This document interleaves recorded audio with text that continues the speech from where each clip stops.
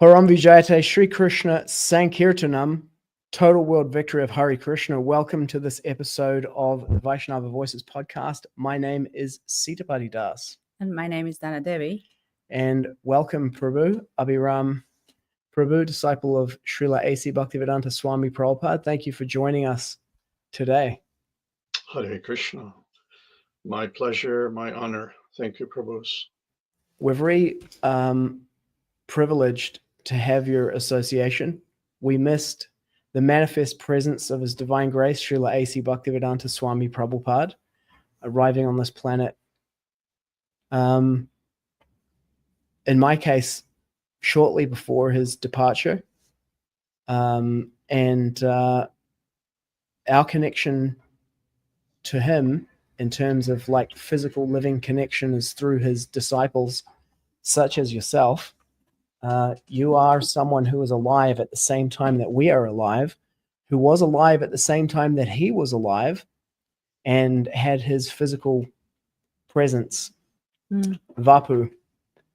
And so in being in your presence today, we are in his presence through a direct living connection. And I think it is by the divine will that we have met you and have the opportunity to share with you your experience of Śrīla Prabhupāda and for that to become part of our experience of him. So thank you. Well, as you can also understand, myself especially, and perhaps some others in my generation, we had to be pioneers because without doing something very difficult and very heroic, we would never be saved. The next generation that's coming are far more elevated souls. I'm observing that all over the world. But our generation are grateful to have been sort of take the first bullets. But there's a cosmic sort of balance or poetic justice and all that.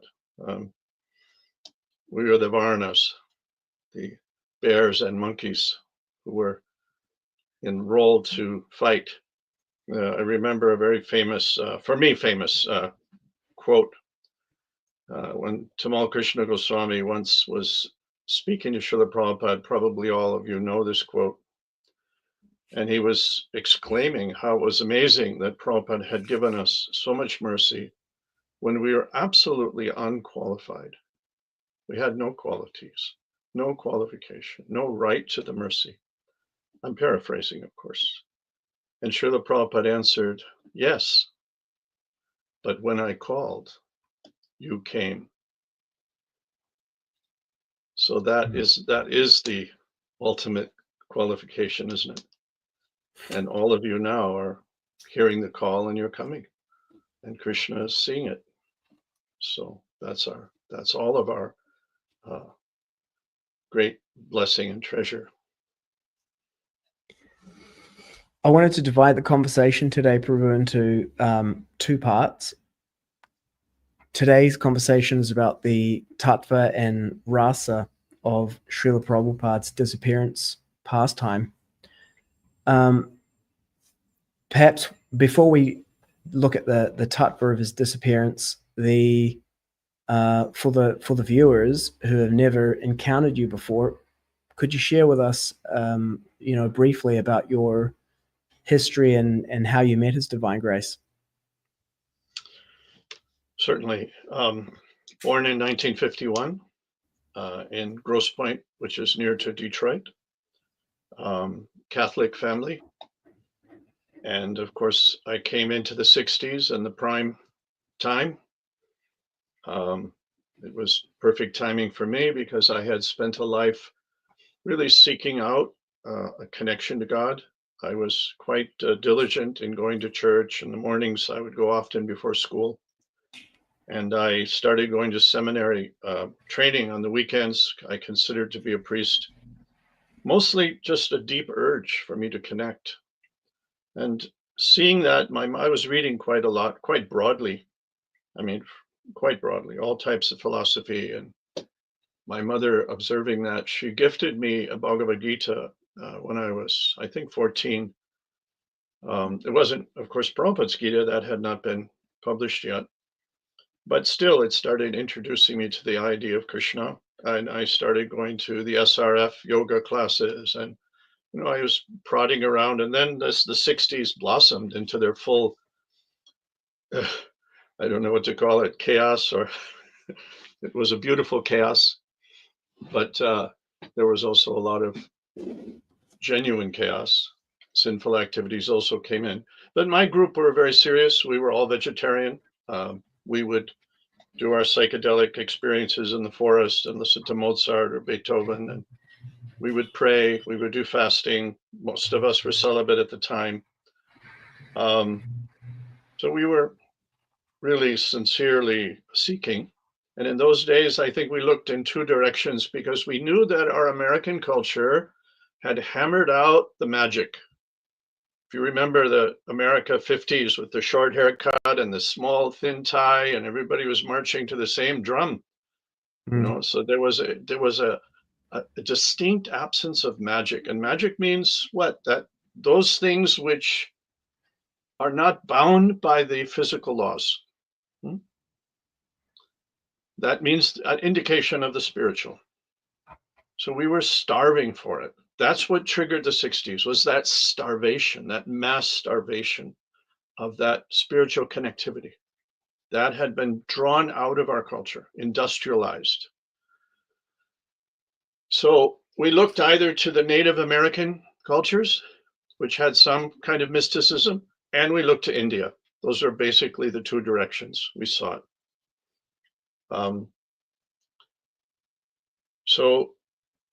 In that journey, I understood that there was a guru for me somewhere. From reading Gita at 14, I started, of course, Jesus Christ, you can say, was my Kula guru.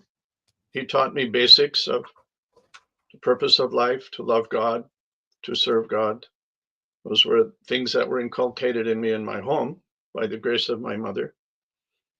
And but of course, very quickly, when you start studying the Christian theology, so-called Christian theology, you run into a brick wall of dogma very quickly, or of vast contradictions and incomprehensible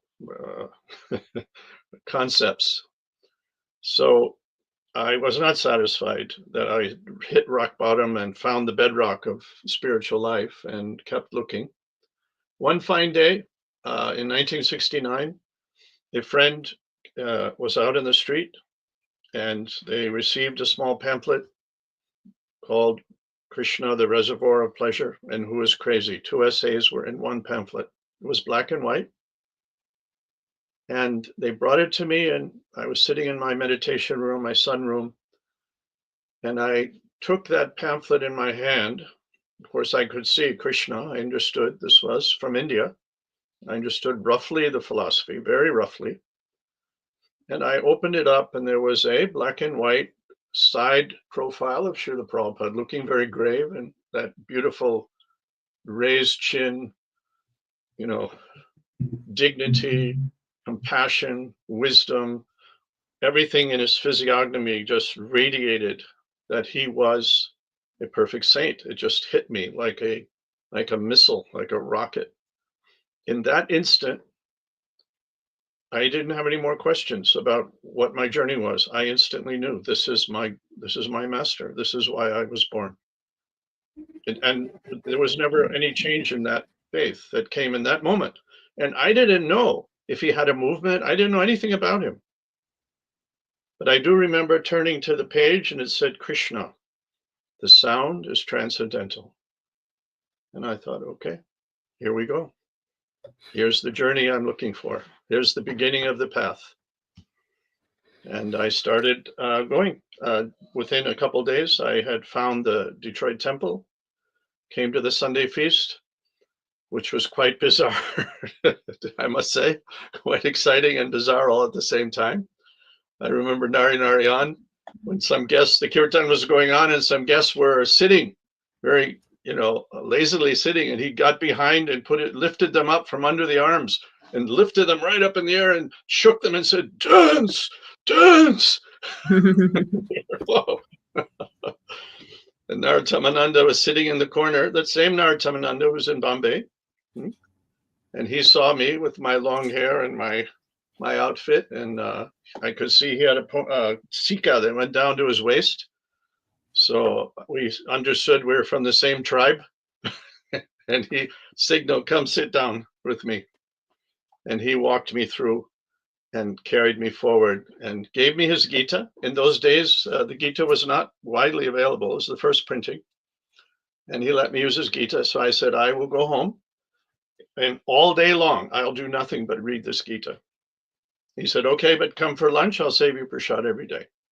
So after 5-6 days, I packed up my apartment. I read the Gita, and that was it. I moved in, and that was 1969.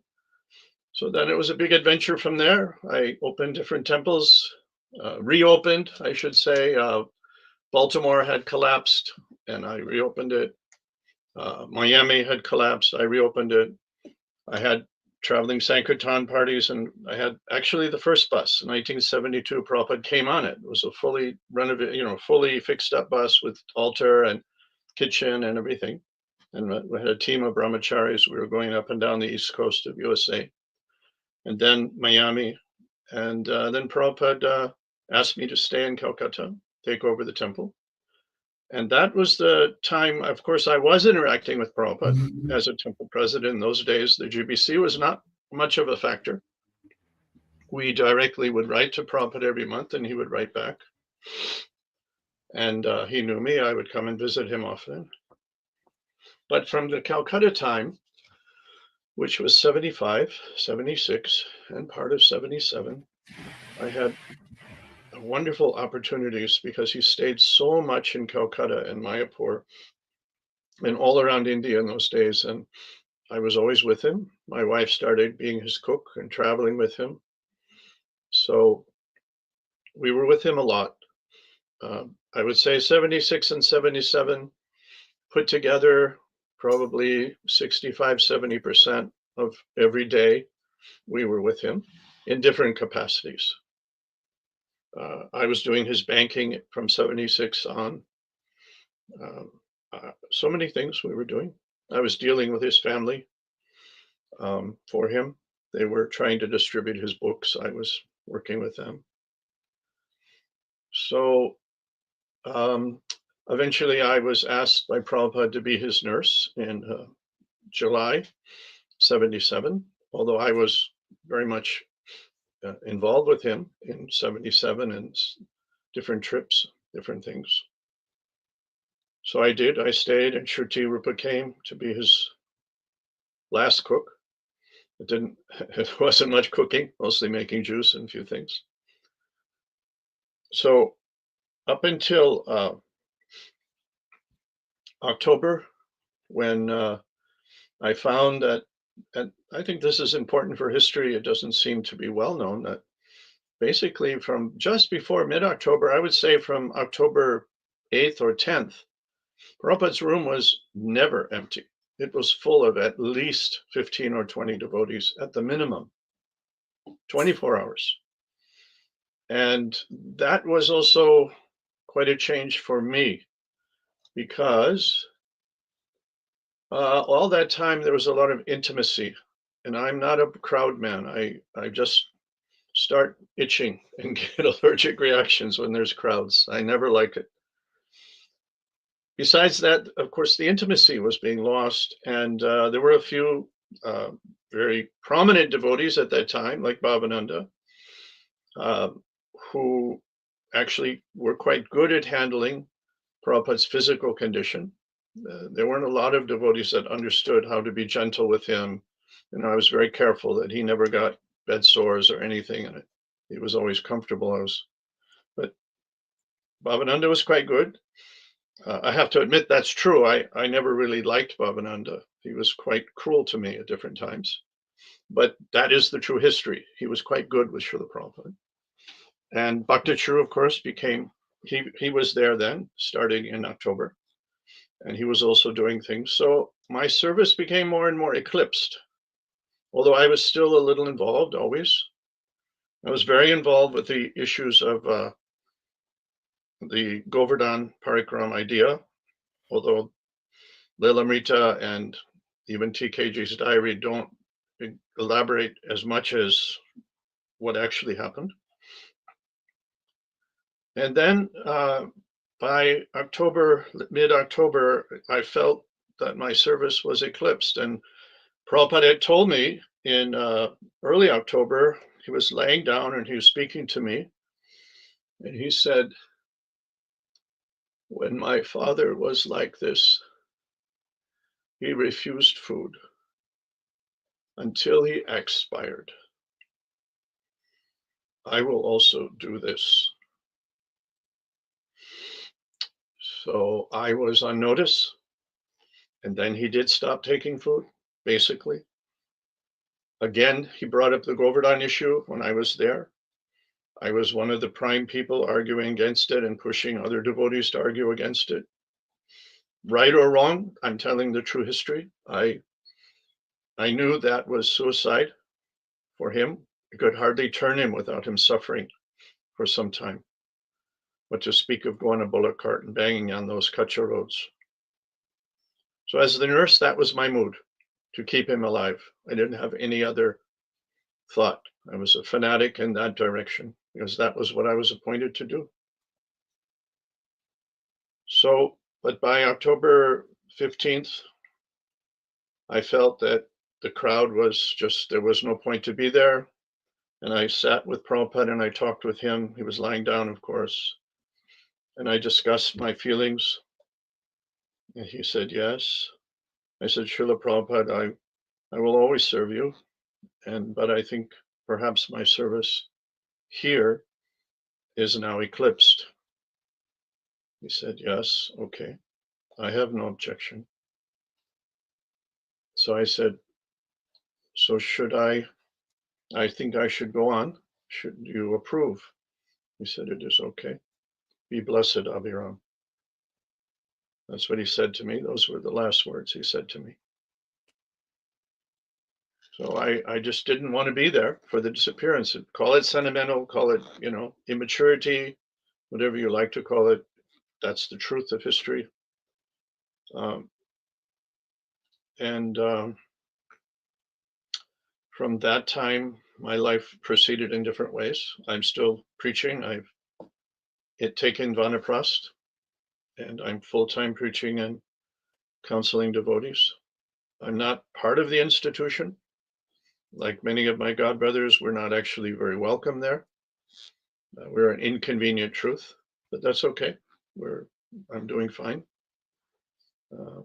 Here I am, eager to help young devotees on the path if I can, with my hard-earned experiences.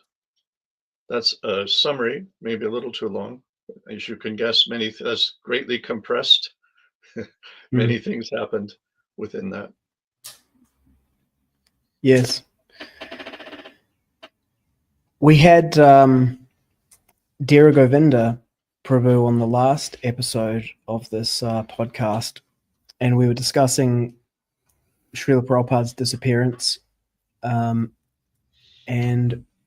doing it rigorously within the Vedic pramāṇa, our epistemology, the way that we know reality. Śrīla Prabhupada didn't just give us things to believe, or he didn't just say things. He also taught us a way to know, to distinguish reality from illusion. And that is using the Vedic epistemology, the way of knowing. And it's timely. By Kṛṣṇa's arrangement, you and I came into contact in your talk that you gave about Varnashram Dharma. And then I reached out to you and asked if you would come onto the podcast. And then after we had scheduled the podcast, I received an email from the Justice for Śrīla Prabhupāda Foundation, which Dhira Govinda was one of the founding co-directors of that. He told me that he's no longer a director of the foundation, but I got an email from them, and it was talking about you and about Śrīla Prabhupāda's final pastimes. And I to be honest with you, there was only one thing in there that I actually read that jumped out at me. I'm not sure why they brought you up. There must be some kind of background that I'm not aware of there. How you came to be part of the public conversation at this point in time. Perhaps before I jump to the part that jumped out of me, are you aware of the background? How did that happen? Have you suddenly become of interest in that area? Well, of course I can't say what's in others' minds. I can only suggest some of the circumstances that might have brought their attention to me. It's been very peculiar that although this issue of poison has been raging for 25 years at least, nobody, not GBC, and certainly not the poison advocates, have bothered to speak to me. Apparently I'm a non-entity. I don't think I was a non-entity in Śrīla Prabhupāda's mind and words. I was certainly there by his request. So it was very peculiar. And suddenly, I suppose some of the things that were asked of me by different devotees to speak on have come to their attention. And I think that if I'm thinking of the same letter, they began by calling me Śrīman Abhirama Dāsa, which was polite, nice of them. And they didn't go into a aggressive ad hominem attack on me as a person, which I was pleased, because I do expect it to come. That's how these arguments seem to disintegrate in the Kali Yuga, especially nowadays. If somebody doesn't agree with you, people become quite ugly. But they seem to be just arguing the points, at least the letter I saw. Fair enough. And they especially focused on the point that I had not read their scientific information. Well, whether I have or haven't, that's a different thing. But I don't really run my life on so-called science. There was so-called science in the COVID vaccine. I took no vaccine. I don't go to doctors. I don't use aspirin. As I heard Prabhupada say, I kick you with a boot in the face to the scientists. And I, being an old hippie and a loyal follower of Prabhupada, I should say fanatic follower of Prabhupada, I don't need science to modify or codify or improve my understanding of Prabhupada. I just follow the way I was taught. So, yes, I don't refer to their science.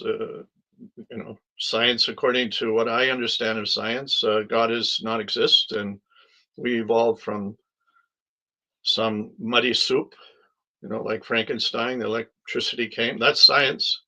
It's not real science. It's knee science. So when they start using bantering words like science, then the question is, what science? Which science? Heisenberg, his famous quote, right? What did he win? The Nobel Prize for being one of the fathers of quantum physics, 1932 Nobel Prize. And he famously said that as you begin to drink from the glass of the physical sciences, you become an atheist. But as you continue to drink, God is waiting at the bottom of the glass for you. So that is real science, but most scientists are not in that mindset. He was obviously a great scientist. So the question, bantering the words around, like Dr. Fauci, science, science, science. What science? There's no science, as far as I know, is an unsettled, constant research. There's no fixed reality. So I don't refer to it. And I very much depend on my experience of Prabhupada. I was fortunate enough, especially in this regard, I was there. And I saw the Rasa of Prabhupada and the love he had for his devotees. And if he could not identify their ill motives, then what does that say about his discretion? What does that say about his state of mind? What does that say about the rasa, the love that I saw him express? I saw him turn to Tamal Kṛṣṇa, who was sitting on the floor next to his bed, talking about something with Prabhupada. I was just 4 feet away. Prabhupada, at one moment, he stopped talking. He turned to Tamal and put his hand on Tamal's arm. And this is late 77 in Vrindavan. And Śrīla Prabhupāda said with a broken voice, "You are a Vaishnava. Please bless me that I will not forget Kṛṣṇa." I don't need science. I heard the rasa. What can science add to that? I kick you in the face with the boot for science, Prabhupada's regard for the scientists, because they often mislead. Even the most honest, attempting honest system of jurisprudence, every judge knows that in his career, he will hang 15% innocent men. You cannot avoid it because of the faults of the human information gathering senses, information processing senses, the lying of the witnesses. It's impossible to come to perfection. Kṛṣṇa is the absolute truth, and that's the only truth we should seek. And he's primarily understood through love, through rasa. So I cannot entertain the fact that Prabhupada was mistaken about his relationship with those devotees. I can't, because I believe in rasa. That's my operating system. I'm not interested in the other operating system. By the way, I can talk about it. I'm quite knowledgeable about modern science, quantum, and these things. I'm fairly knowledgeable. I would say above the common cut, but only to use it as a preaching opportunity to help the baffled masses to untangle the web. So perhaps I'm going on a little long, perhaps, but perhaps this is why they felt there was a discord between my observations or my comments and their view of things. They critiqued that I had not read their science. Actually, I have, but it doesn't matter because that's not what I go on. I go on what I saw. I was there. I was in that rasa. I have a point to push back on, just to establish the robustness of this approach to it. But I wanted to, first of all, clearly distinguish the part of it that jumped out at me. In the discussion with Dhira Govinda, we stayed within our Gaudiya Vaishnav pramāṇa, which is, there are 3 classes of evidence. There is shabda, which is sound vibration, which is of 2 classes, material sound vibration and transcendental sound vibration, and the transcendental, the aparushaya shabda, is the transcendental sound vibration is free of defects. Material sound vibration, cultural consensus, what everyone knows, what the materially conditioned souls say, is subject to the 4 defects of the conditioned living entities: the tendency to make mistakes, imperfect senses, tendency to be an illusion, and the cheating propensity. Vipralipsa, I think, is the cheating propensity, if I'm not mistaken. But I'm subject to the 4 defects, so I may be.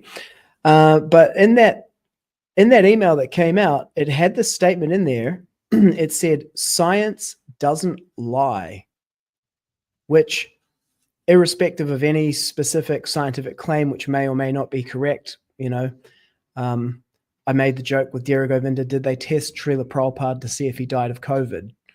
And that's a offhanded kind of way of throwing out there that, 90% of scientific studies reveal that they, reach the conclusion of whoever funded them. Science doesn't lie is philosophically incorrect, because material science, as it's based on Anuman and Pratyaksha, the other 2 classes of evidence, logical reasoning and conjecture, hypothesizing, theories, and empirical observation, those two classes of evidence are subject to the four defects of the conditioned soul, and then they produce a shabda that comes out, a scientific consensus or conclusion, which is materially conditioned shabda. It's not transcendental sound vibration. So the statement that science doesn't lie is philosophically incorrect. It's a philosophical deviation.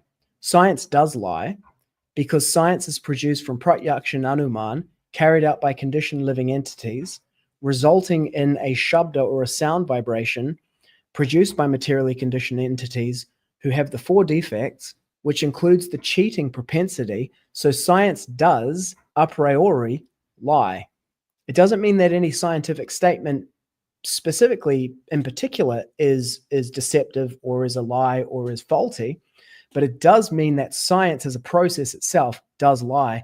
So to produce a statement that says science doesn't lie has elevated a category of evidence that is philosophically contains within it deception intrinsically, and then made a statement about it that is just false. And to make that statement is, at its very least, a philosophical deviation. And if people drink that statement and do not reject it on the basis of philosophy, it is poisonous, the statement itself. So the debate around whether Śrīla Prabhupāda was poisoned or not, it can be conducted, but it must be conducted on the basis of Vedic pramāṇa, and it cannot be conducted in such a way that it, for personal motivation or some emotional investment in the whole thing, throws out Tattva. That's my take on it. I wasn't there. I don't know. I didn't see. I don't have, the super soul is not granting me the vision, X-ray vision, to be able to see exactly everything that's there. Even if I was there, either from within my heart, Kṛṣṇa gives knowledge, remembrance, and forgetfulness. I can be standing. People were standing right next to Śrīla Prabhupāda and didn't recognize who he was. Many people. And Kṛṣṇa. And Kṛṣṇa, all the way there. So science does lie. And to say that science doesn't lie is a deviation. Now, this is apart from like whether or not Śrīla Prabhupāda was poisoned or anything like that. That simple statement there is philosophically, in terms of Tattva, incorrect. So I could say something to help. Perhaps we'll go a little more granular on the issue here. From London, when was that? I believe September was, anyway, it's in the record. I was, of course, there. It became apparent that Prabhupada was being toxified. Śrīla Prabhupada, I searched. I never could find anywhere where Prabhupada used the word toxin. He always used the word poison, which is a little interesting in this discussion, because for us today, poison has an inference of mischief. It doesn't necessarily mean it, but it infers it, whereas toxicity is more agnostic, isn't it? Could come from anywhere, and maybe environmental, right? So back in London, when his urinary tract was so swollen that he couldn't pass water, and I was the one, Tamal wasn't even in the conversation, he wasn't even in the room. Only I was there, and I convinced Prabhupada to go to hospital. And I spoke to the doctor, only I did, right? I was the one who managed that whole process. And from that time, I was talking to Prabhupada that the uric acid is building up and you're being toxified. And I, in fact, was promoting at that time, Ann Wigmore was the big juice fasting guru of the world. You know, there's always these health crazes. And I mean, nothing wrong with Ann Wigmore. She had some good ideas. So at the time, that was the top in the Western idea of fasting, detoxification. And I started promoting to Prabhupada, and Prabhupada was enthusiastic. He said, yes, the yogis do this. We will also do. So the idea of toxicity was in the air. So later on, when I heard Prabhupada, the recording where he said, not that I have said, they have said, I thought, yeah, I'm one of those days. I was also saying for over a month and a half before, I was also saying all along about toxicity. Yeah. So, of course, he did say that it is possible that someone has poisoned me. He did mention that at one point. And again, that did not surprise me. And being in the casual conversations with Śrīla Prabhupāda in the privacy of his room, not on the Vyasa-san, it wasn't a surprising type of statement for Prabhupada to make. He also said, of course, jokingly, that my sister, Pishima, is referring to, she's trying to kill me. He said that. And he was talking about the mustard oil she was using to cook his shukta, and it was making him swell.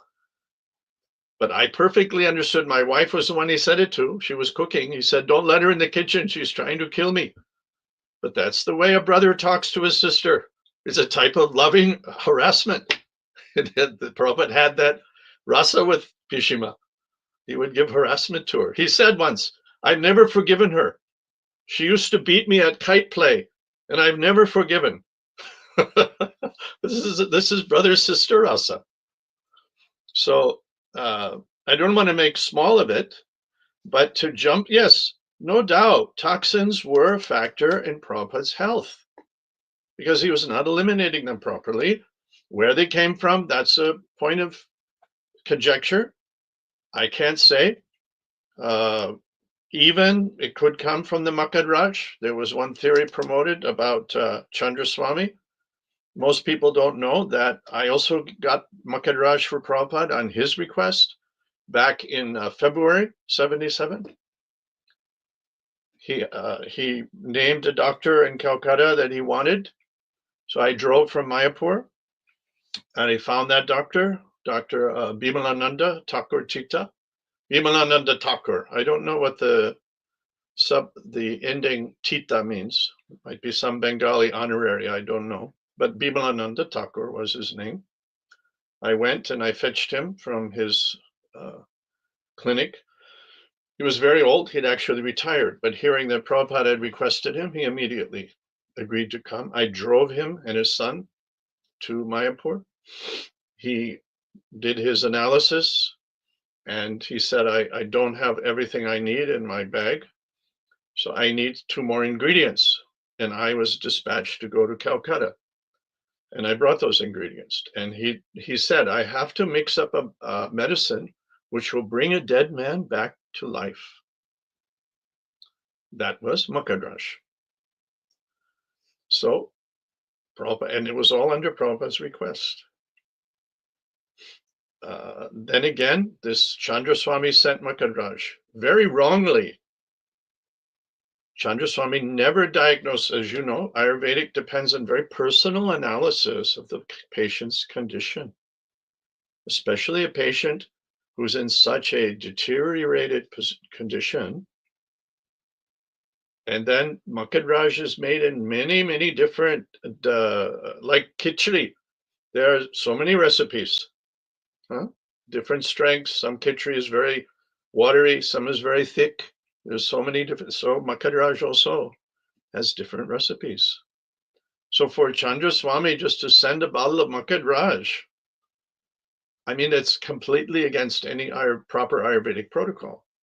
And of course, Sadadanya brought it, and we were all knuckleheads at that time. What did we know?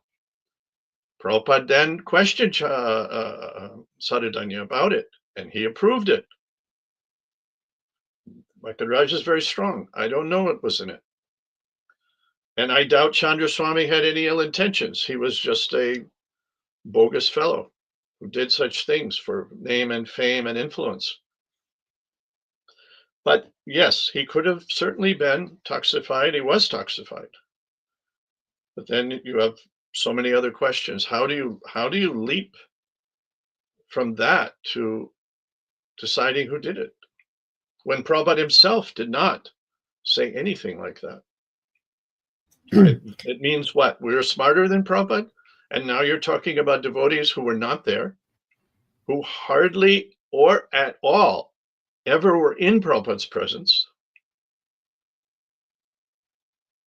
And they're deciding what his comments mean, or the mood of the atmosphere. That's a big stretch, really big stretch. Thank you, Prabhu. I'd like to address a few comments coming in from viewers. I'd like to speak to one comment that has come in. Expand the Bliss says, if the material science confirms what Śrīla Prabhupāda himself states, we can accept it, Nirabandha Krishna Sambandhe, to reject it as artificial renunciation. This came in around the time I was making the point about the letter that's come from Justice for Śrīla Prabhupāda Foundation. On this point, listen to me very carefully.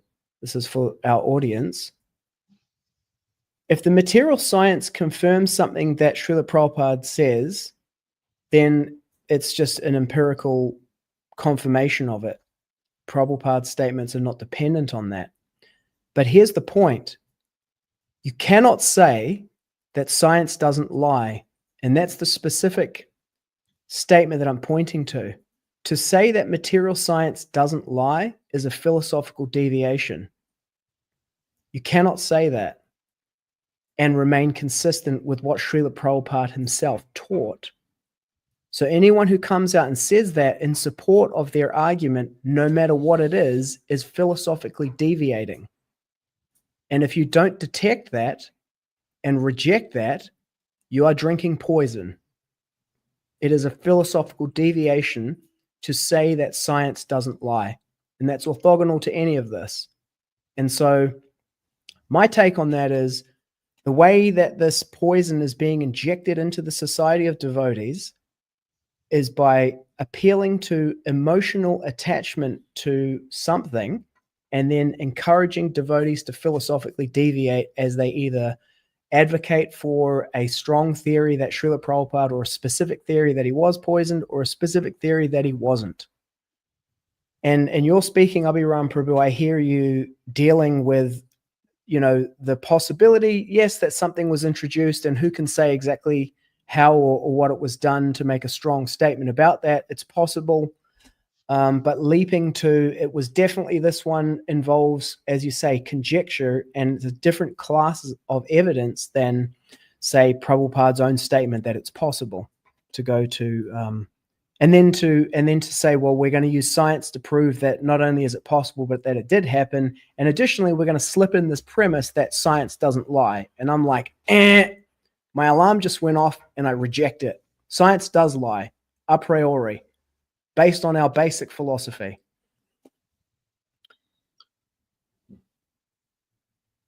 Sorry, I'm having the rejection reaction to the statement right now. Well, if science doesn't lie, you better run and get your vaccines updated. Good luck with that one. And you better, you better bone up on the neo-Darwinism, because that still seems to be what most people call science.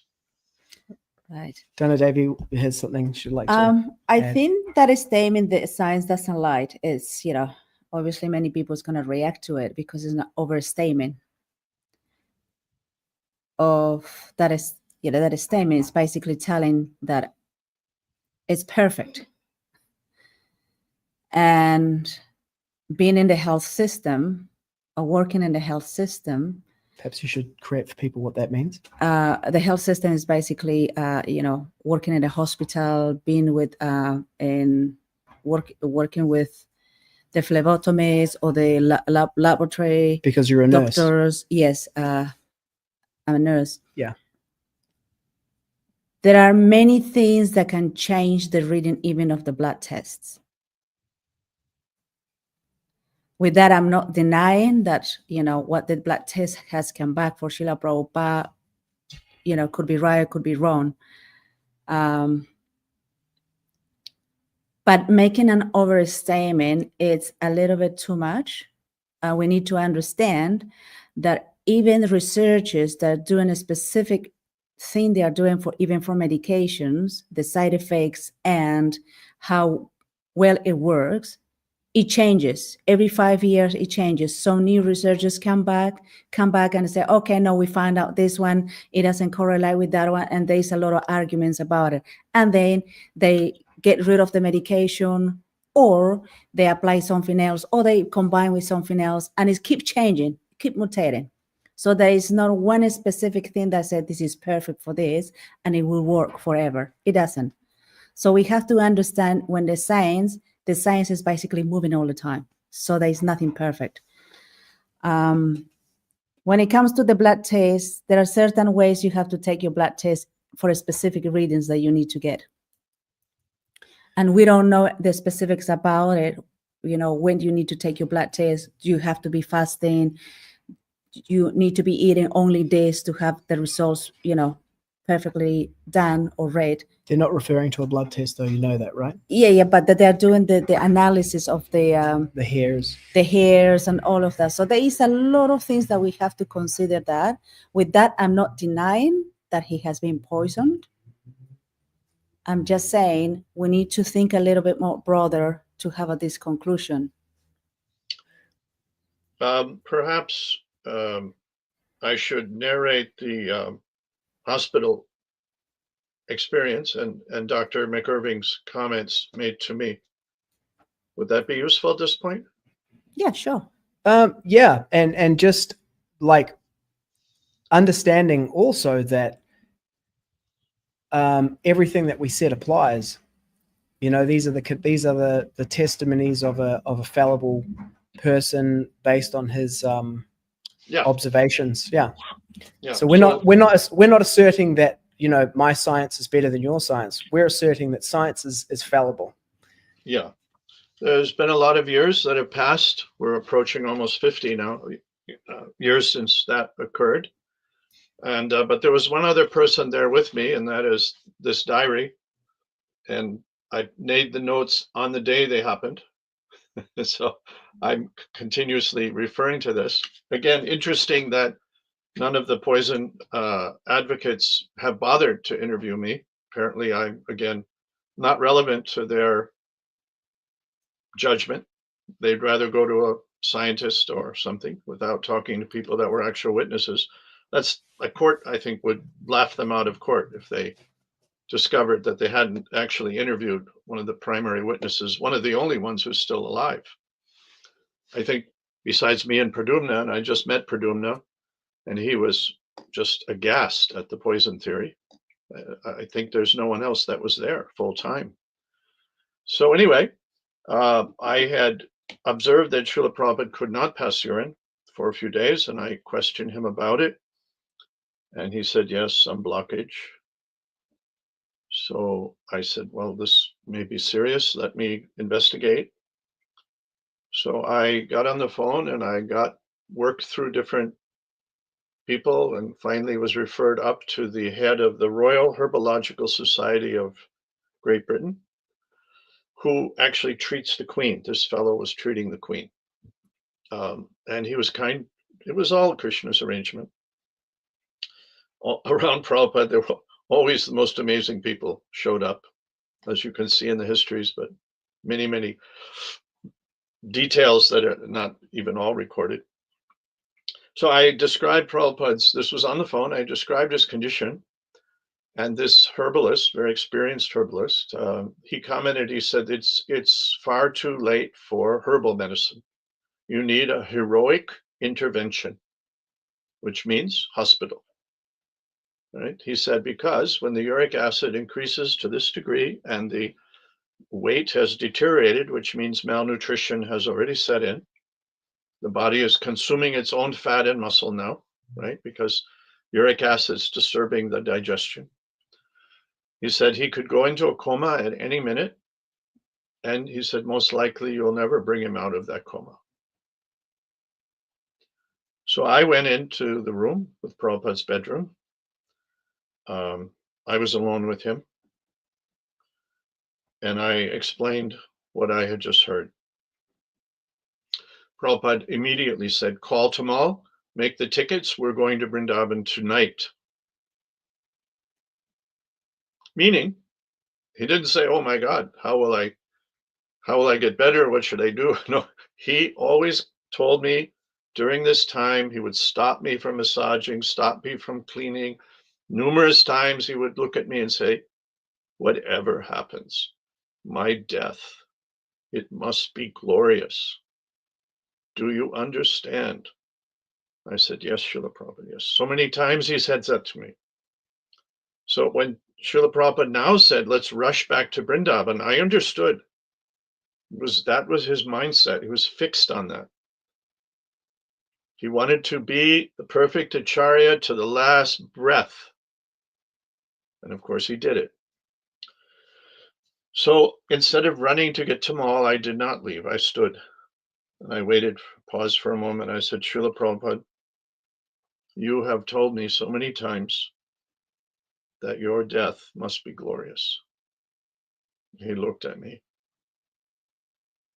And I said, I cannot guarantee that you will not expire on the airplane. You're in such a fragile condition. Then he sighed deeply, like a type of disappointment. I could see physically sunk a little bit into the bed. As a nurse, your wife will recognize how a patient can just sometimes feel despondent and sink a little into the bed in despair. And he looked at me. He said, what to do? So I said, Śrīla Prabhupada, let me take you to hospital. I promise you, no tubes and pipes, which was another thing he used to tell me many times. No tubes or pipes. I promise you, Prabhupada, it will just be some local plumbing. I use the word plumbing. Because it was the urinary tract, you know? So then he just said, okay. Just like that. So I gently walked out of the room, closed the door quietly, and immediately start running and yelling, Tamal! Prabhupada's agreed to go to hospital. Get the ambulance, blah, blah, blah. And Tamal, of course, was the man who did all those sort of things. He got on the phone, start managing everything. And I went back gently in the room. Upendra was there now. Upendra was there in this whole time. Unfortunately, he's not with us on this earth now. And then I came back in the room and I said, Śrīla Prabhupada, the herbalist did say one thing, that before going to hospital, if you take a warm bath, some urine may be able to come out. There may be some reduction of swelling, that you can pass water. So just like that. So I started drawing the bath in that next room. And I know Prabhupada was very sensitive to everything. And I was testing the temperature. He liked a certain temperature, not cold and not hot, especially in this condition. Any extreme would be very shocking for him. So at this time now, you have to understand, Śrīla Prabhupada was such a dignified Lord of, he was such a dignified person that he did not yet let me carry him in my arms, which later it was constantly, I would carry him in my arms. But at this point, he was not allowing. He was still dressed up to fully fresh silks twice a day, gold buttons with his cane. Even he could not take the weight of walking. We would hold his weight from behind under his armpits. It's very awkward. A nurse will know this also, that to hold that weight from the back like this, it's extremely awkward. But we were young then, we were early 20s, so we could manage it. He was only about 80 pounds at this point. He was very, that's the hospital determined that. So Upendra and I walked him towards the bathtub, where he was really just moving his feet in the air, and we were carrying the weight.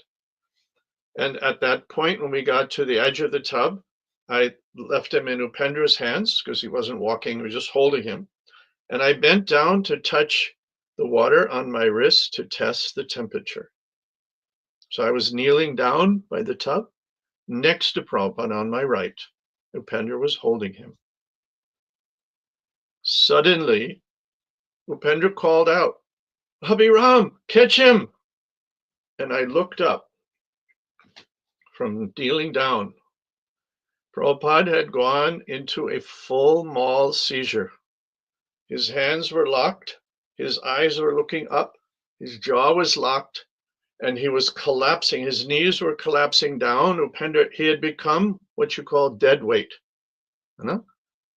Beti, isn't it a fact when the muscles are collapsed, the weight, it's magical, it becomes double. You've had that experience. It's called dead weight. Upendra could no longer hold him, and his knees were folding down, and he was slipping down with this locked, full seizure. And I thought, oh my God, this is it. So I scooped him up under the knees with my left arm. I scooped him up under the arms, under the shoulders with my right arm, and I picked him up. And Upendra was frozen. He was in total shock. He was just standing frozen. And as I was holding Prabhupada, I put my face in front of Upendra. I said, "Get Tamal!" And Upendra scurried out. He ran out to get Tamal. So then I went into the next room, which was the bedroom with Prabhupada. I laid him on the bed. I put the butts of my hands into his solar plexus, and I jammed like this. And Prabhupada,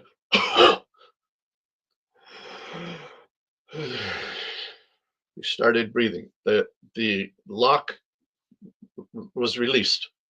His jaw was, and the arms, everything relaxed. And he started breathing, and his eyes started moving around, but he was not focusing. So Upendra came running in. Again, after informing Tamal, Tamal was right behind him. And at first person Prabhupada focused on, he saw Upendra's face looking right at him in front of him. And Prabhupada, Upendra had this wonderful rasa. I was jealous of him. He would always get the sauce from Prabhupada. I would never get the sauce. Upendra always got the sauce, and I always wanted to get the sauce.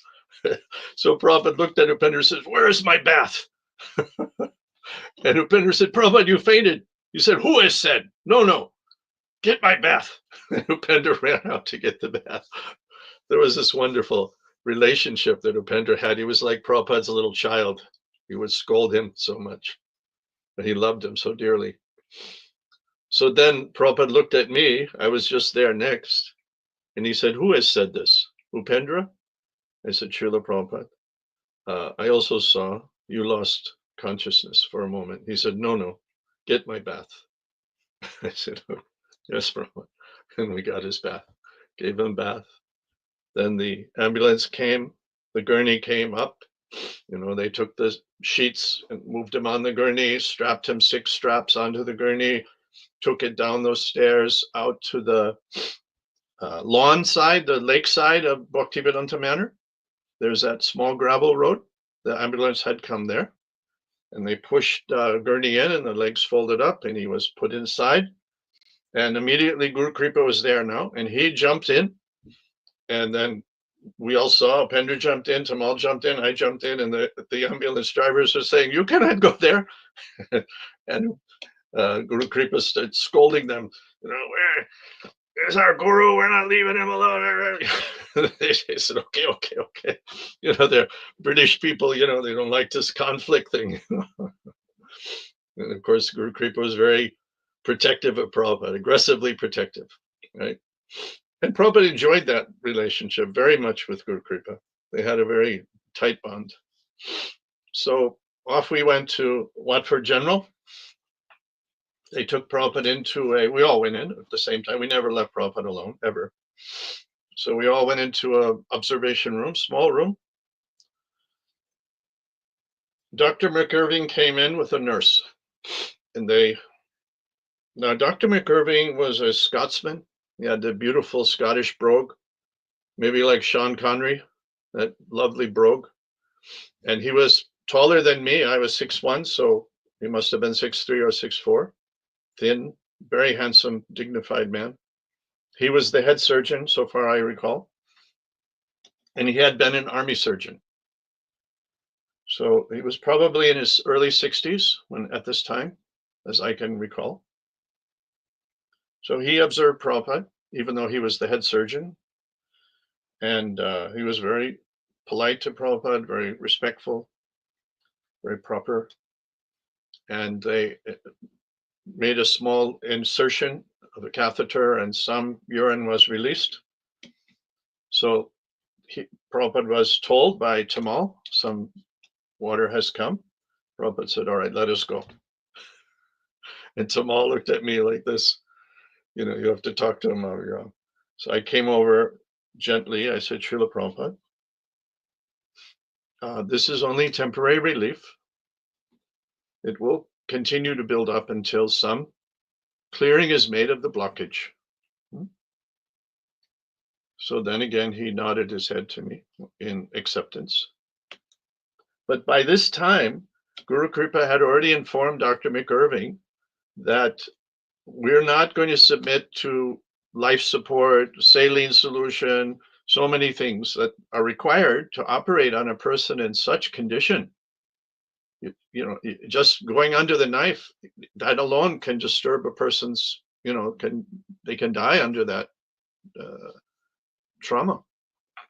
That's why the saline and so many things to monitor and manage the life functions are there.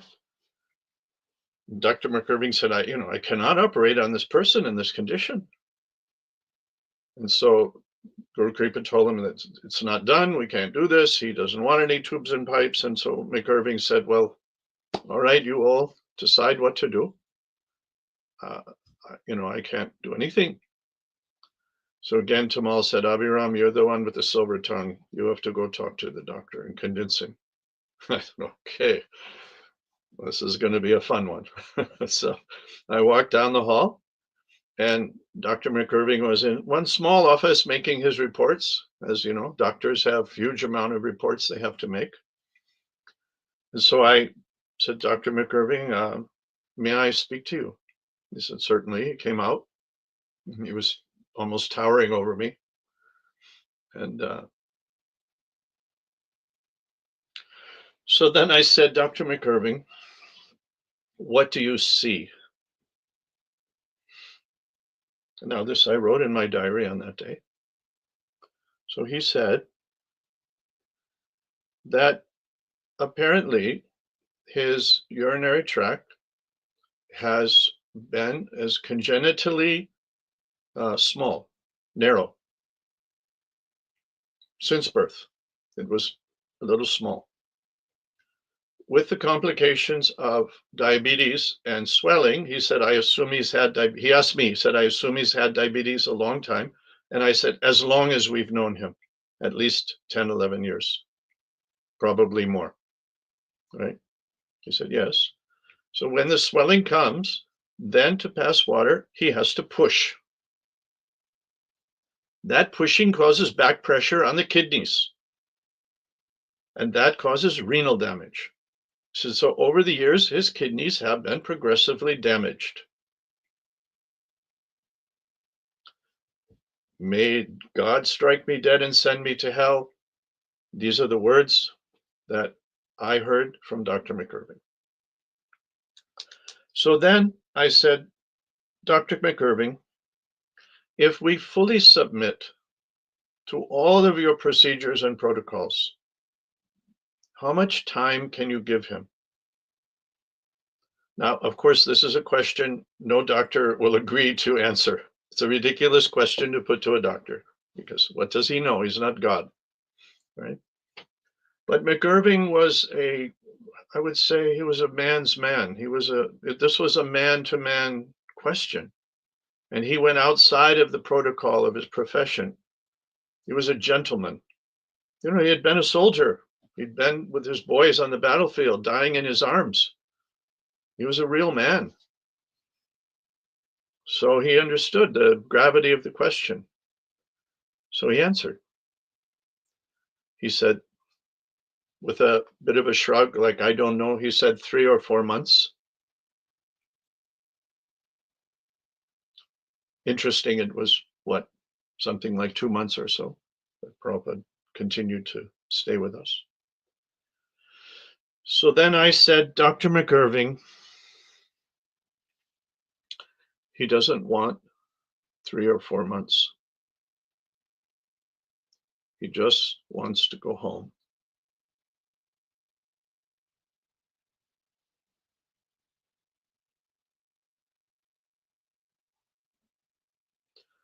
So I didn't speak until he answered.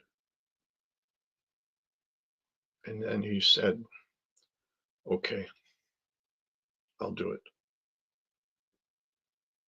Meaning I'll operate without life support. So he did. Everything got ready. Tamal was all gowned up because we never left Prabhupada alone at any time. Tamal was could only see his eyes, with the whole white outfit. And he went in the surgery with the others, some couple of nurses and Dr. McIrving. And Guru Kripa and I were looking in the round window of the surgery door, and we were kind of pushing each other, fighting for little vision what was going. Couldn't see anything, you could see some doctors were hovering over Prabhupada doing something. So that was the basic experience of the operation.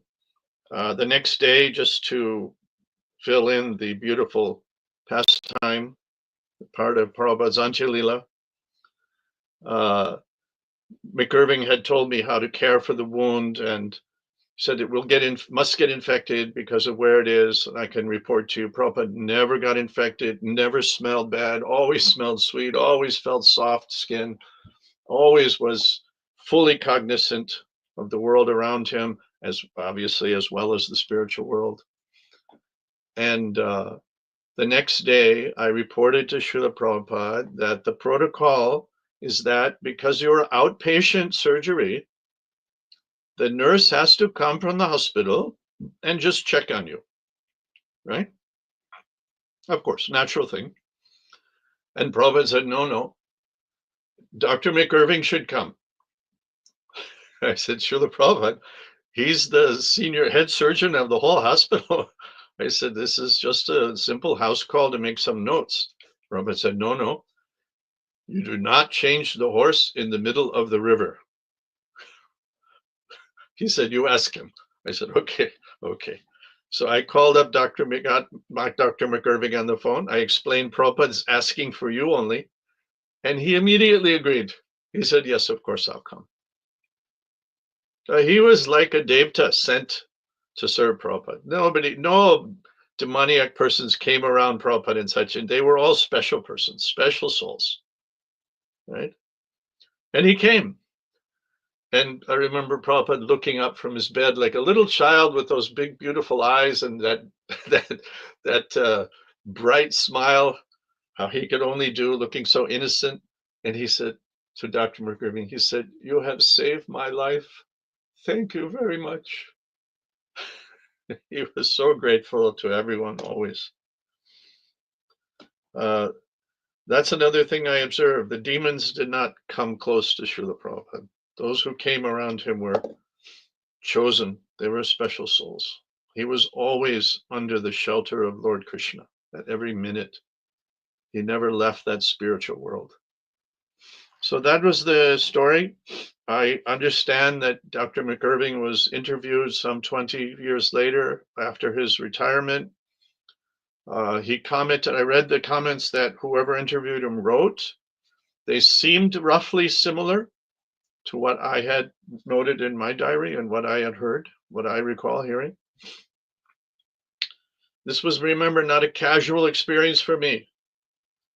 My life, my breath of life hung on everything that happened in this time with Śrīla Prabhupada. I can still hear him speaking Gayatri mantra in my ear. When I chant, I can hear his voice.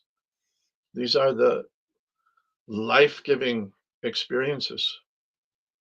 Of course, I'm a faulty person and worthy of all types of criticism, but I'm just testifying as best I can. This is all I can do.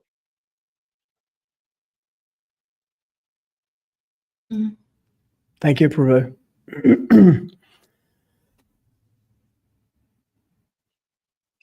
I checked just before, and Dira Govinda Prabhu has written me back because I wrote to him about the statement in the letter, and he says, I'm in agreement with all you express. And he's honored to be a founding director of the foundation, but he resigned 3 weeks ago. He said he didn't review that before it went out, and he's written to the current director to tell him that, in his opinion, Śrīla Prabhupāda would not be pleased by the statement that science doesn't lie. Very good. Nice. Yeah, Nice. A credit to him. You say that.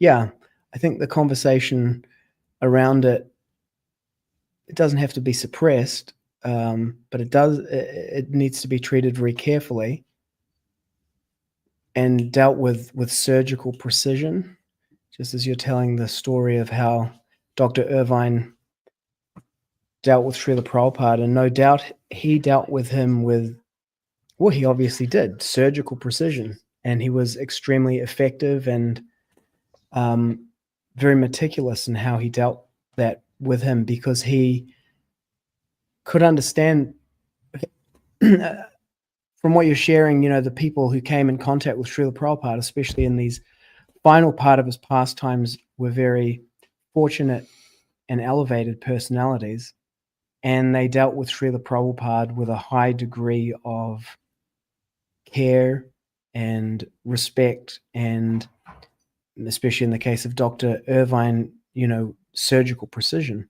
And so treating any of this, even at a distance as we are, of some 47 years from the final pastimes of His Divine Grace, we have to operate with the same level of surgical precision, and in a way that Śrīla Prabhupāda would be pleased with how we are acting in 2025, including with each other as Vaishnavas. Yes, I also understand, referring to your earlier question about why that email may have been structured the way it was, that, look, I'm the last person to be an ISKCON apologist. I have all the scars on my back, and I check every Christmas the mailbox. I don't get a Christmas card from the GBC. I'm being facetious, of course. I mean, basically, my view is if I was dying in the street, they would hardly talk about it. What to speak of do anything. And I've had that opinion since, remember, I came in the movement in the early days, and I knew all these guys coming up. They're wonderful individuals. But as a group, we haven't brought that same level of love and compassion that was the founding principle of this movement. We've failed in that. So, and also there was a great mischief after Prabhupada left. I can say categorically that I thought it was mischief from the beginning. The day Prabhupada left, I told my wife, now we will leave ISKCON. And she asked why? And I said, because I know my God brothers, and I know they're going to make a mess of things. And you know me, I have a big mouth. No one can make me quiet. So better we go away, we'll make our family, we'll make our business, we'll take some devotees with us and live a little on the side and let the dust settle down, which is what we did. And yes, chaos came. So this chaos, obviously the zonal acharya crimes, the crimes of officially and unofficially exiling so many of Prabhupada's disciples. His beloved children were abandoned, and elitism was formed. It was extremely ugly. It was totally bogus. It destroyed much of what Prabhupada had built, the momentum. We can't even imagine, so many devotees that were exiled, the potential that was in them that was never realized. Rather, all the facility was concentrated in a small group of elites. I observed all this. I knew how ugly it was from the beginning. I was right along with Pardumna, criticizing it, but I just chose to stand aside, let the dust settle, because I didn't know the answer. That's a fact. I didn't know what was the solution. So and I can say everything that I did and everything I tried to do was spoiled, or even my family life, my children were subjected to abuse. So I'm the last person to be an apologist for the GBC, but I'm also the last person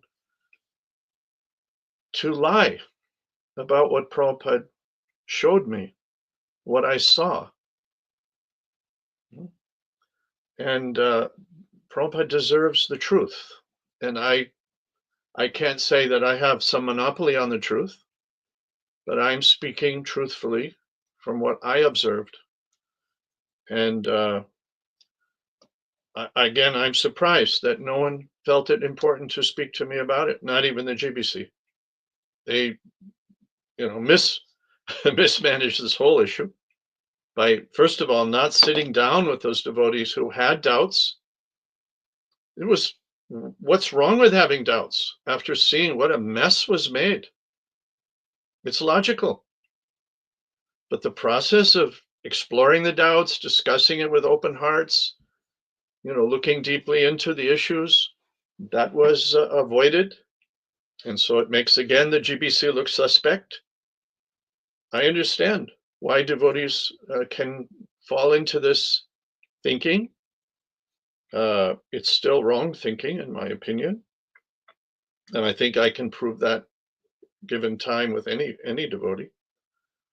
And I think it will certainly destroy the glory. I think the future effect of this,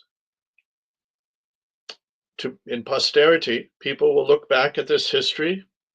If this is the established view that Prabhupada was poisoned by his own most senior leaders, what is the conclusion? Prabhupada didn't have the insight to understand them, didn't have the spiritual potency to uplift them. The rasa and love that was shown between them was false. Or Prabhupada was what? Jesus Christ, suicidal? I mean, what possible concoction can you come up with except to push Prabhupada aside as just a nice old man who failed? That's the effect. Where's the glory in Prabhupada? And that's not what Prabhupada said. He said, my death must be glorious. So therefore, I'm testifying. I don't enjoy doing this. I know that whenever I stick my head up, it's going to become a target. There'll be ad hominem attacks on me. No good deed goes unpunished in this Kali Yuga. I expect it.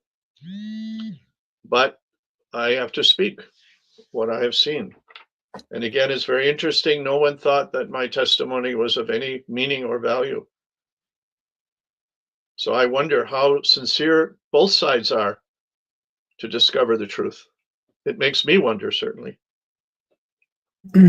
I can definitely generate a glorious departure pastime for Śrīla Prabhupāda that involves being a number one target of the Asuric New World Order, the biggest threat identified on the board, like, JFK, Martin Luther King, Gandhi, they're all down the bottom. This guy, Śrīla Prabhupāda's at the top. We must take out Śrīla Prabhupāda. Just like in Alien Identities or Parallels by Sadaputa Prabhu, he recounts how Duryodhan, determines that he's going to fast till death because he was saved by the Pandavas from the Gandharva.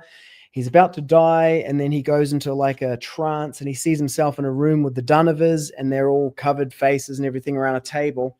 And they say, we've worked for generations to put you in place on the earth to thwart the plan of Kṛṣṇa and the demigods, and so you must kill the Pandavas. And then he wakes up, and it all fades into the background, and he only remembers one thing: I must kill the Pandavas. I can generate a glorious pastime with that narrative as well. It doesn't make it true. He didn't kill the Pandavas, nor did, although Prahlad Maharaj was poisoned, but it didn't kill him. So sure, the analogy falls short. It doesn't it doesn't complete, the narrative.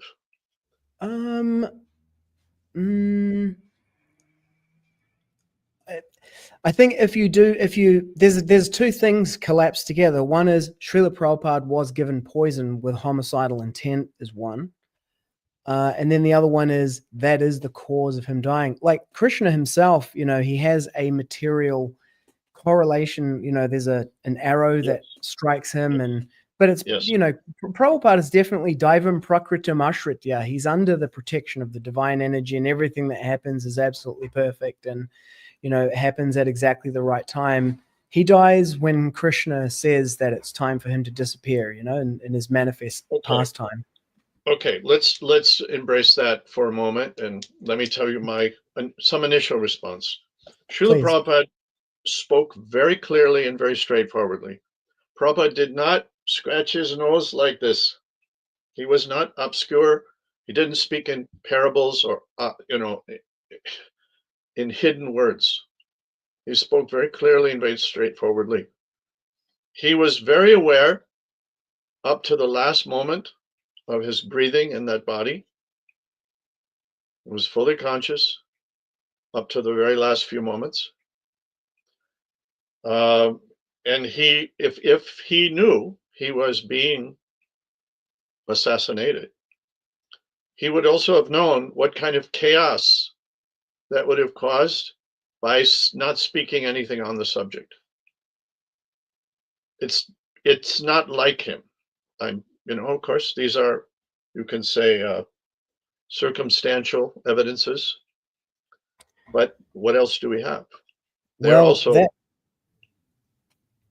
It sounds as though you're actually arguing against your own position, Prabhu, because in the final days, Śrīla Prabhupāda is the one who brought it up in the recorded conversations that someone said that someone has given me poison. It is possible. And then over 2 separate days, then they're discussing the poisoning of acharyas. But the only reason why I'm talking about it is because it's from Prabhupada's own transcript of the, if you were to say that it's like the chaos, if we're going to call it that exists around this actually does have its origin in Śrīla Prabhupāda saying that. So it's almost the argument that you're making, but on the other side. Śrīla Prabhupāda threw a spanner into the future by leaving us with documented conversations about the poisoning of the acharya in his final pastime.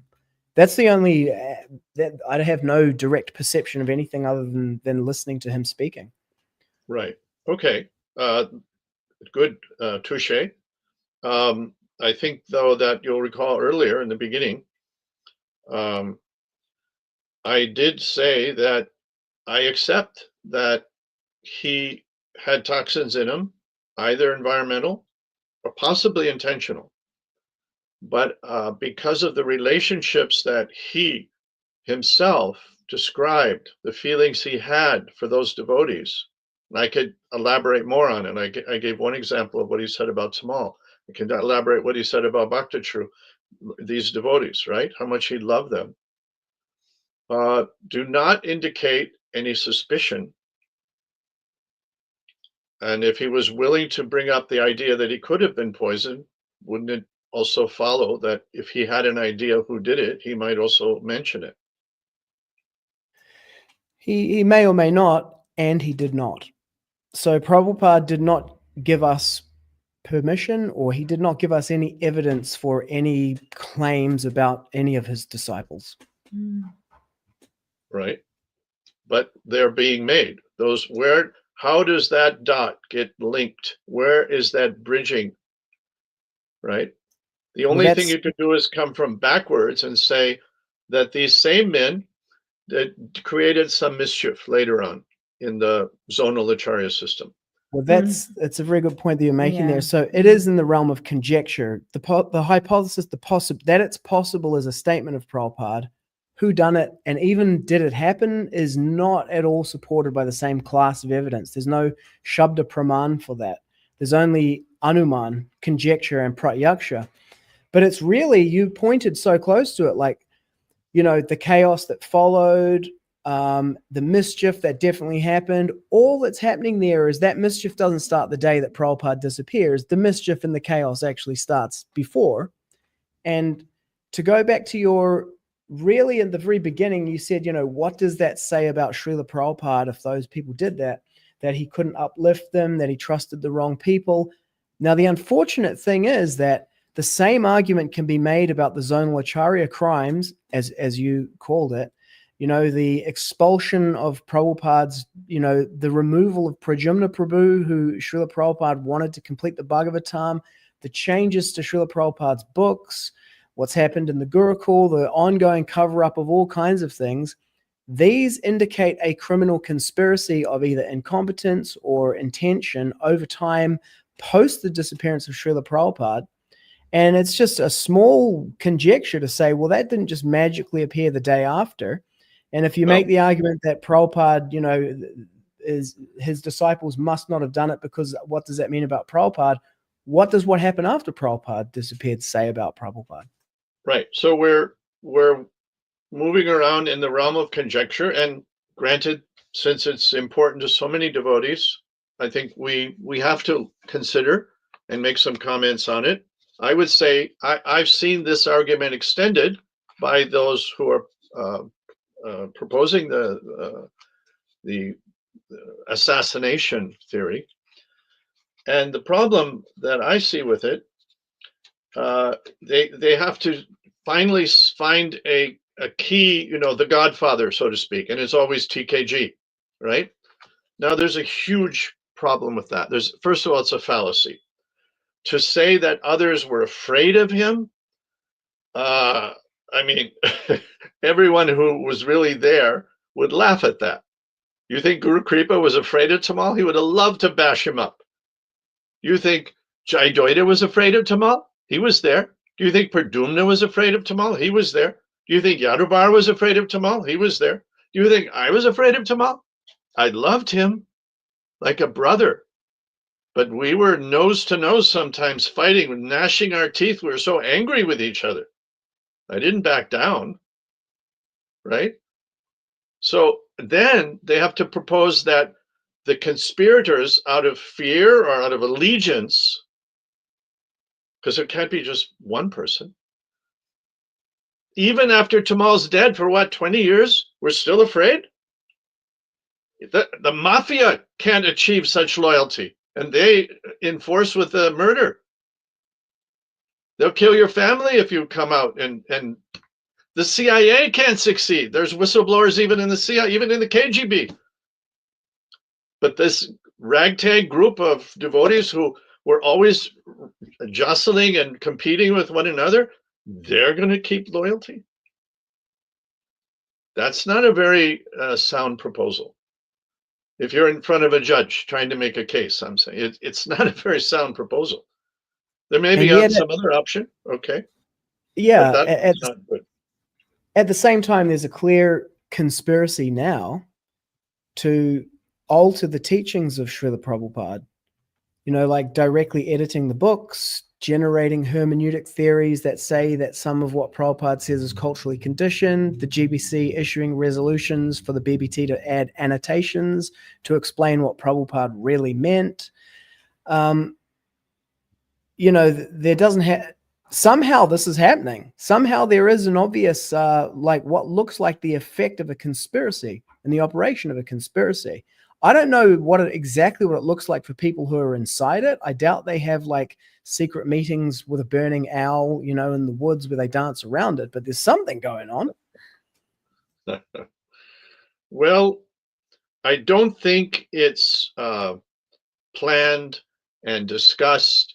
I think it's the actions of Maya that are very enhanced in Kali Yuga. And I think it's the same on the world stage. I don't think there's a Illuminati that's planning everything out. I think those same Illuminati, whether they be Rothschilds or whoever they may be, or the people that control the Rothschilds that may not even look human, I think they all have to sit on the toilet. They all have to worry if their daughter's getting hooked up with some idiot or if their son's going off on drugs. They all have to rest and sleep. Nobody has the power in this world to pull off such a massive conspiracy. There is a general trend towards degradation in the Kali Yuga. And it's happening in ISKCON. It happened in Gaudiya Math. It's continuing to happen.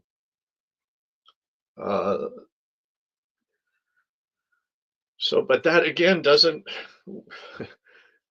the fact that, yes, we're in the soup, we're in this difficult time where everything's being degraded, does not indicate an assassination attempt. We don't have anything that indicates it. I understand in this atmosphere how that's a very attractive theory. And I'll say, especially for those who have reorganized, being disgusted with the degradation of the institution, such as the Ritvik devotees, they almost need to dishonor the pioneering devotees who pulled off the zonal acharya system to support their own new direction. I think they're very sincere, and I think they're onto some very good ideas, but I don't think anybody has really got the sublime, perfect conclusion of how to proceed. Certainly not ISKCON. That's my view. And but I think people have to check their motives and think, the truth is, as Kṛṣṇa, he's Gupta. He's Gupt. He's the hidden one. And he's going to keep hiding until our vision is, Prabhupada says it requires intelligence. Spiritual life is not for the unintelligent, right? So we have to think very, very intelligently, activate that deep intelligence and look at things, separate the mud from the milk.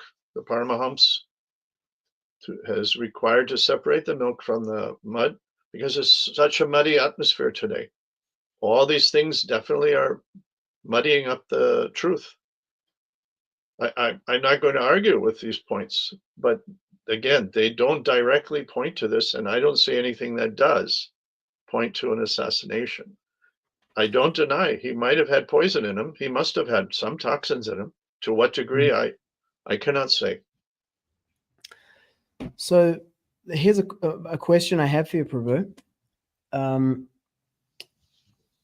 I like the way that you called it the assassination theory, because there's like Prabhupada's poison hypothesis supported by Shabda Praman. He said someone said that someone may have given me poison. It's possible. And then there's the assassination theory, which is a whole full-blown, multiple classes of evidence, conjecture, all mashed together, science, all the whole thing. Well, they have this recording.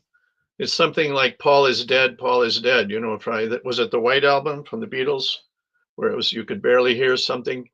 So anyway, I heard that tape. I heard it, and I knew exactly what Tamal was saying, because we were constantly measuring Prabhupada's health improvement, health deterioration by the swelling.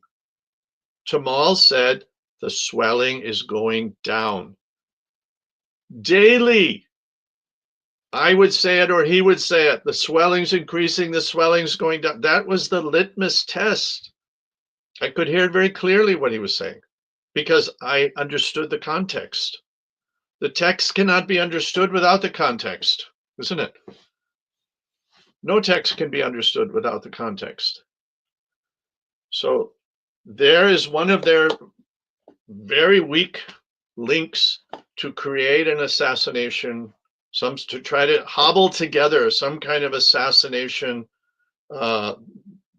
theory or proposal. Yeah. Okay. Thank you for providing that context.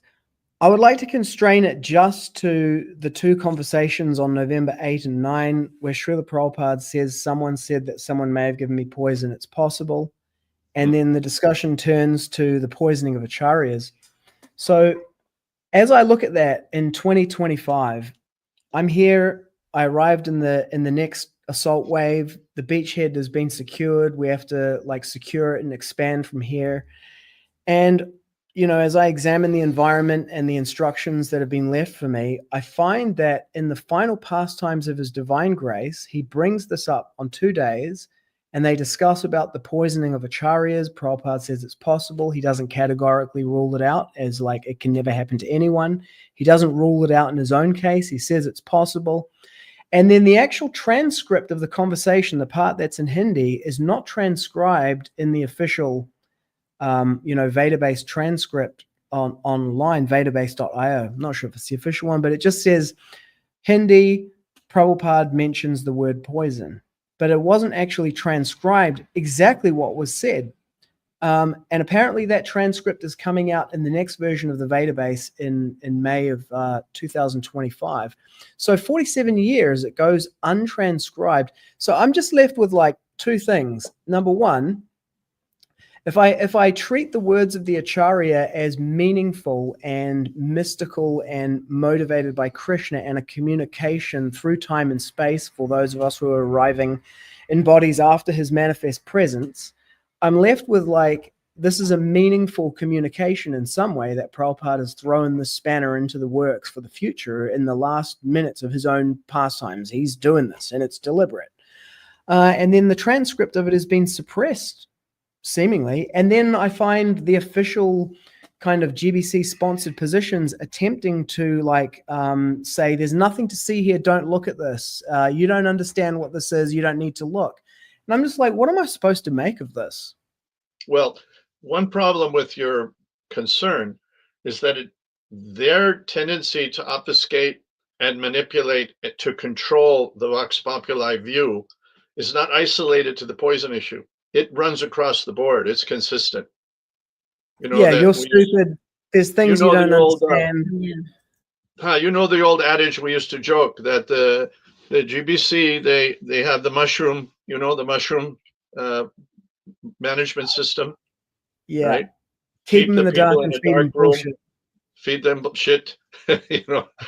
So we used to say that jokingly because there was a general tendency with people who are not actually qualified to lead the level of movement that Prabhupada had created. He was very concerned in those last months. That was one thing I observed and heard him talk about, that he saw by 1976, especially 76, 77, the movement was a very different movement than he knew in 65, 66, 67. When I joined 69, there were 9 temples, and every one of them was rented. We didn't know if we could pay next month's rent. We were on very tenuous, condition. So from that short time, it had become like a runaway train. It was like unstoppable. It was booming. And Prabhupada, I remember Prabhupada in Bhubaneswar in 77. I was there, of course. And Shruti was cooking. I was at Kumbh Mela with him. On and on. Only time in 77 I really wasn't with him was at Rishikesh. I didn't go on the Rishikesh trip. But at Bhubaneswar, he was really angry about the sannyasis, some fall down, and he said, no more sannyas, boil the milk. Again in Vrindavan, later, this would have been just before we went to London, so I think August. I have to look back in my diary, the date. Prabhupada was getting news of troubles, and he said, no more growth, boil the milk. He was concerned with, obviously, with these problems that were coming. And that's when he also started talking more about varnashram, because this is obviously a way to create a safe environment, a supportive environment. That's a big subject. So, but I did observe this concern. And as you know, the statement, I was sitting right next to him when he made this statement. He was talking about, this was in Vrindavan in the same period in August, and Tamal and Brahmananda were there in the room. Upendra was coming in and out. He was doing some service for Prabhupada. I was sitting massaging, and Śrīla Prabhupāda was talking very matter of fact about his impending death. We didn't like to talk like that, but he freely talked about it. And he's in talking about the death, he reflected, he said, "Na sojati, na kanchati. I have no any hankering or lamentation." And that's exactly the way he said it. He had this beautiful poetic patois, he would speak in English. Very charming, very attractive, and stimulated deeper understanding, I think, actually, which is one of my concerns with the book changes. They've lost that depth, that poetic depth. Anyway, he said, Naso jati, na kanchati. I have no any hankering or lamentation. Then he paused in a reflective way. He said, no, actually, I have one lamentation. And Brahmananda said, Śrīla Prabhupāda, because you did not finish Srimad Bhagavatam? Prabhupada said, no, because I have not established Varnashram. 50% of my work is incomplete. Because remember, servant of Saraswati, Saraswati Devi, it was Bhaktisiddhanta Saraswati who had a dream that a Daivi Varnashram should be created to support the Vaishnavas. It came from his Guru Maharaj. So he was thinking, I haven't finished it. And also at the same time, he was seeing the need for it. It was becoming very obvious. So that was the one thing that I think, besides general preaching, finishing Bhagavatam, but that was one thing he felt that maybe there's a purpose to try to keep living. But he was also resolved that whatever the Lord wants. I was also sent to get astrology report, as was a few other devotees. I think Guru Kripa, I think Rameshwar did one. I think one more devotee who's still alive. He's a very scholarly devotee. Forget his name. He was a sannyasi at the time. He got one. And Prabhupada would listen to them sometimes about whether he would live or not live, and what the full moon would mean if he lived past such and such date, what that would mean. And he would listen and consider it. One time he said to me, get the astrology report, let's have some fun. So I would read it and he would go, acha, acha. It was as sort of an entertainment. Not that he discarded it fully, but it was just one piece of evidence, right? So I'm just trying to give some context. Yeah, so that really addresses the second one, why the transcript covered up. It could be part of the general tendency, and it doesn't necessarily mean one thing one way or another. And then there's the second one is, why His Divine Grace went and did that? Like, if Prabhupada had never said anything about this, Prabhu, I'd just be like, there's absolutely no basis for anything. You can invent any conjecture, and Pratyaksha is unreliable. You can invent an entire global pandemic out of a story and some funky lab results. But if Śrīla Prabhupāda brings it up himself in the last days on 2 different days like that, I can't ignore it. That's the situation I'm left with. You want to say something, Devi? Yeah. One thing that I was like in your discussion I was hearing is, that you mentioned about Śrīla Prabhupāda having the effects of diabetes, prolonged diabetes, probably untreated or not well treated. And also that was affecting, obviously, diabetes. If you're not treated well, it affects different organs of the body. And I can see the kidneys weren't functioning as it should. And also the physical aspects of the urethra, that it was narrowed. So that was basically blocking the urine. And when the urine is blocked, which is the urine is basically the toxins being released out of your body. And if it's not released, the body reabsorbs that. And in the long term, obviously, it's going to cause a lot of issues. Given that a fragility of the body, and then you leave at some point and other people take over of the, the intake, the meal intake or the food intake. I wonder if the people that were serving him knew exactly what were they doing, because if you are building up or giving foods that creates a lot more toxins or is hard to release from the body easily, because most of the things are released from the kidneys and also some percentage from the feces. Right. That could So- have contributed. That could have contributed a buildup of toxins, which is called in the language poisoned. Obviously, it's a poison. The buildup of toxins is poisonous. So Yes, that is so- my question: whether these people knew. We were What are not giving we were giving Prabhupada. I remember my wife was right back before London, even back to Kumbh Mela. We were giving him very, very light food, and by London, we were giving. She would take apples, peel them, put them in a cheesecloth, and hammer it into small pieces. Squeeze it by hand through the cheesecloth, and he would take some sips. Now, by the time we got back to Bombay and back, he was taking by the spoon, which is another referring back to their interpretation of the whispers that the poison's going down. The only thing Prabhupada could possibly have taken by that point was wetting the lips. You know, when a person's in hospice as a nurse, they can't drink, they can't swallow. His swallowing ability was not there. He could wet the lips. So we would put a teaspoon to his lip and it would wet it. He couldn't drink. That has been sort of inferred by the theory that they're saying the poison's going down.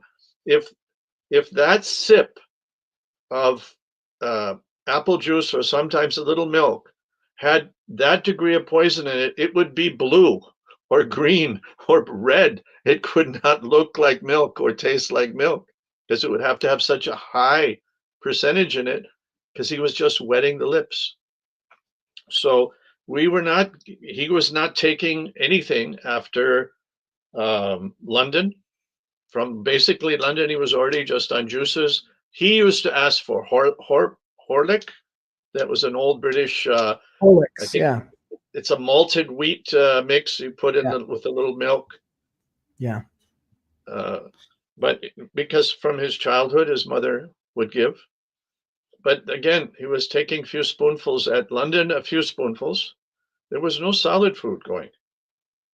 That's why he finally dismissed my wife. He said, there's no use. I can't eat. There's no use to have a cook. So from London, she went back home to wait for me, because Prabhupada had dismissed it. He said, no more cooking. I'm not eating. Why I'm doing this, So we didn't know much. The Ayurvedic doctors that came around were all over the place with different prescriptions. That's another story. But to propose that Tamal, here's another point, who was so intelligent that he did not apply. Did he go to Oxford or Cambridge? I can't remember, because he had a connection to both. And I visited him a few times when he was there. He was invited. He had not written his master's. He was still in the first stages of college. But the head of theology there had read his papers and invited him to skip his master's and come directly and write his PhD. Now, we all know this was a man of deep intelligence, and he's going to hot mic in a room full of 25, 30 people who maybe one person he could have gotten fully on his side in any given subject at all. You'd have to know we were always arguing with each other. It's a great point. He's going to hot mic such a silly thing. And what does it mean? The poison's going down? It means Prabhupada's drinking a glass? No, he could just wet his lips. So it's not true. That piece of evidence is basically Teletubbies. I can't even entertain it. It's impossible. To me, it's a cartoon caricature. It's Gargamel, evil wizard. It's like, as if. But here's my point to that, Prabhu, to go back to it. Prabhupada knows that he's hot mic'd. He knows that he's speaking to the future. And he goes on record twice at the end saying that it's possible that he's been poisoned and participating in a conversation about the poisoning of acharyas. This is my point here, is this is not one like, why would they say it? They're hot mic'd. My question is, why Prabhupada says this when he's hot mic'd and he's speaking to the future? He's speaking to me in 2025. Look, I cannot answer why Prabhupada does things, but I can say that if you just talk about that, you're missing the point why he said so many things. He was very conspicuously silent on the guru issue, although he said, I've written everything, it's already there. And Yep. how much debate and confusion came out of that. And I have an opinion, everyone has an opinion. My opinion, just for giggles, is that Prabhupada knew whatever he said, there was going to be a mess, one way or the other. And therefore he said, I've already written everything's in my books. Because if he again made a single statement, people would trump his books. They would put the books aside and take just that one statement. Which And is what people try to do. similarly, that he said, I could be poisoned. Now some people are just taking that one statement. What about the fact of what he said about his senior devotees and how much love he expressed for them, how much trust he felt? Now he's going to be dying, knowing he's being assassinated, and he's handing over the keys to the castle to these same men. He's handing over the care of his children, his beloved children, to their care. Would he do that? So this is the only kind of discussion we can have, because he did not make a definitive statement that would support this assassination theory. Yeah, that's a fact. Yeah, there are two things to that, though. One, there's 2 points that I want to make here. One is when he's saying the poison is going down, that can be interpreted in 2 ways. One thing you said that Śrīla Prabhupāda was developing like the swelling on the legs, right, on the feet. Well, Prabhu's saying that what he actually hold on a said second. was the swelling's going down, not the poison's going down. Oh no, hold on a second. The swelling. So when I look the swelling, and it's basically a heart failure. So if your feet is starting to swell, it's a heart failure, or the extremities. So it's a heart Prabhupada failure. was a heart patient from the time he left on the Jaladuta. We know that. Okay, so it's also part of the kidneys, because if the kidneys are not releasing the fluid, where is the fluid gonna go? It's gonna go in your extremities, right? And your legs and hands, and and then it can go to the lungs, and there's basically a sentence for this expiration very soon. There was probably that. It seemed that there was also pleural swelling in the pleural cavities. Okay, so we could be taking this like the poison is going down as like the swelling, which is basically fluid, and whatever is in the fluid, it's going down because he wasn't taking any more fluid, so it's dehydration. So the body has to do its best to reabsorb that and then meet the needs of the heart to keep pumping out the main organs. So that is one of my thoughts. And the other thing about what you mentioned about Tamal Krishna Goswami was like very beloved by Śrīla Prabhupāda. Yeah, we love our own children. Just I'm going to take a talk in a general term. Although my child could be a rascal, I still love my child. You know what I mean? Because it's my child. So in this context of my spiritual master and disciple, you're gonna love your disciple, although the person may be, a complete rascal or very intelligent and whatever. But it takes 2 different worlds to see this. Okay, and but there's a historical problem with that, and that is that we have many historical experiences where Prabhupada was angry or disappointed or betrayed by some of his disciples, and he always called it out. He never overlooked it unless it was a minor infraction, not like for instance, when I think it was Jamanagni and Kanapriya came to Prabhupada and said they wanted to go to another guru. And Prabhupada basically condemned them. And another devotee was saying something like that, and Prabhupada said, well, you can go to hell. Right. And then when the 4 sannyasis, I was actually there. I was standing 5 feet away from Brahmananda, and it's been mistold by history when supposedly he said that Prabhupada is God. That's not actually what he said. But that was how it was conveyed to Prabhupada, who was in Los Angeles at the time. We were at New Vrindavan. What did he say, Prabhu? Huh? What did he say? Okay, well, I'll tell you. This was the time when that poison influence came from Prabhupada's godbrothers in India, and Prabhupada was quite disturbed by it. He was saying, I'll go back to India. I'll just go. I'll leave you all. He was talking like that. We were all quite alarmed.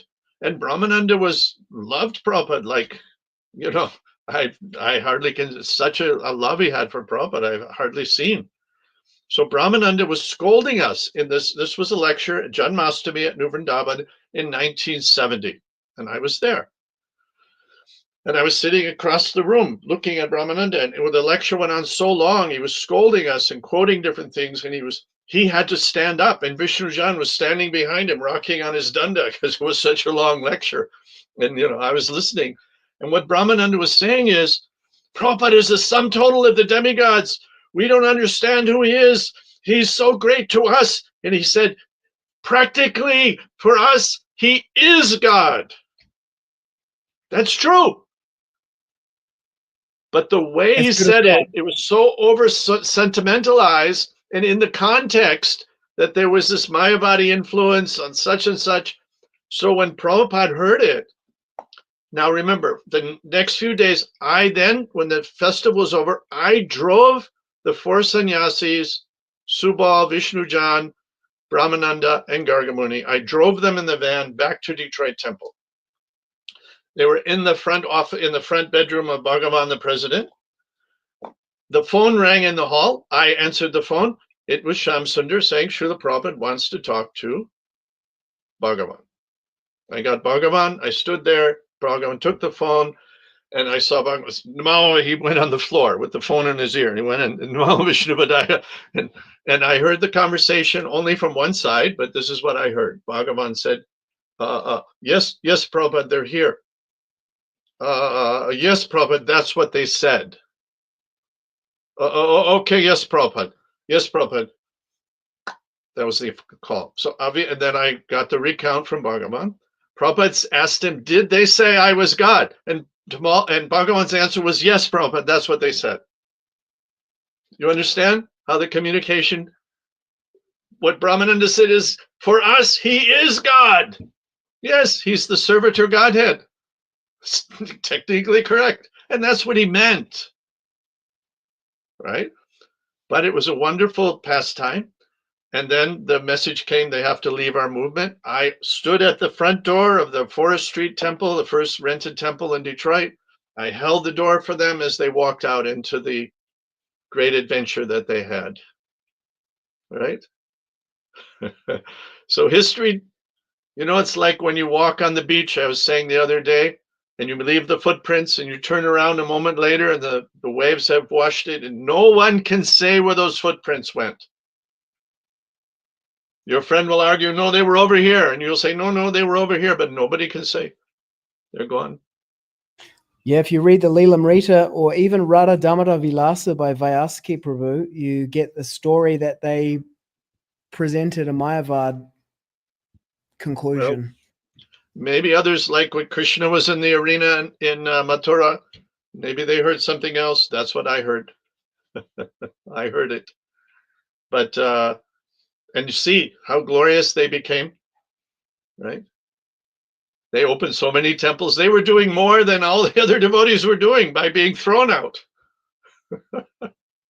Yeah, and I think that's really what's happened to ISKCON in a lot of cases. Yeah, you know, Prabhu, the argument that you gave, what does that say about Prabhupada's ability to uplift them and the disciples and to create them and everything? But your own actions, you literally left the day he did. And so your own actions are a statement of like, Prabhupada hasn't done the job with these guys. It's about to go crazy. Like, what does that say? You leaving the day. What does that say about what Prabhupada could do? Yeah. Well, there was definitely a lot of debating going on. I'll say that in those last days, I was very uncomfortable with the meetings going on, this mumbling, secretive kind of meetings going on. And I can tell you it was not Tamal. He never attended those meetings. He was busy with me constantly. Hansaduta was very active in him. Bhagavan was very active in him. They were pulling a few people in. I can tell you for fact, Tamal was never there. Never. He didn't think it was very interesting. He didn't like that it was going on. I don't know what was going on, but I knew they were trying to figure out how we're going to keep things going, right? And it unfolded in very ugly ways. I left with 4 householder families. We started my business. We had Jamuna came and lived with us with Dina Tarne and Richard Treveria from England and his family. Some other devotees came. And we had a wonderful time. We had a small gurukula. We had regular Sunday programs, and children were doing plays, and it was wonderful. So yeah, I left. I let the dust settle. It says something. Take it for what it's worth. I don't deny that there were bad things done, and I expected bad things would happen, and bad things did happen. In fact, Tamal warned me. You know what Tamal said to me? Very funny. He said when I started in business, I started growing my little hair on my face, you know. Tamal said to me, Abhirama, he said, don't ever cut your mustache. I said, why? He said, they'll think you're like them, they'll pull you in, and they'll destroy your life. He said that to me as a friendly gesture. And you have to understand the context with me and Tamal. Prabhupada told Tamal, I was there, he said, do not let Abhiram be lost after I have given so much training. So Tamal was assigned to be my senior brother. I wasn't always submissive to him. Like I said, I loved him, but I certainly criticized him also when I didn't agree. That was the kind of love we enjoyed. I wasn't censored to say anything I felt. Yes, there is a very foggy environment in the history, but I don't see anything that indicates the assassination theory. If I did, I would speak. I'm not obligated to Tamal any more than to follow Prabhupada and be truthful. That's the end of my obligation to him. Just like Bali Maharaj at the end of his obligation to his guru. Huh? Once he crossed the line, his obligation ended.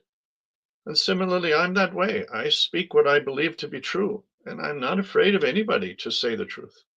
I'm eating no one's salt. I don't want their salt.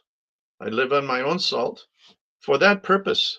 So I have my freedom to speak what I believe and to follow what I believe in my heart. I love many of the leading devotees. I have love for and respect for Madhu Pandit, for his group as well.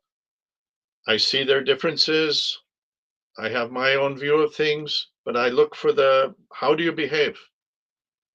You know, how do you behave? How closely to the character of a Vaishnava do you manifest yourself?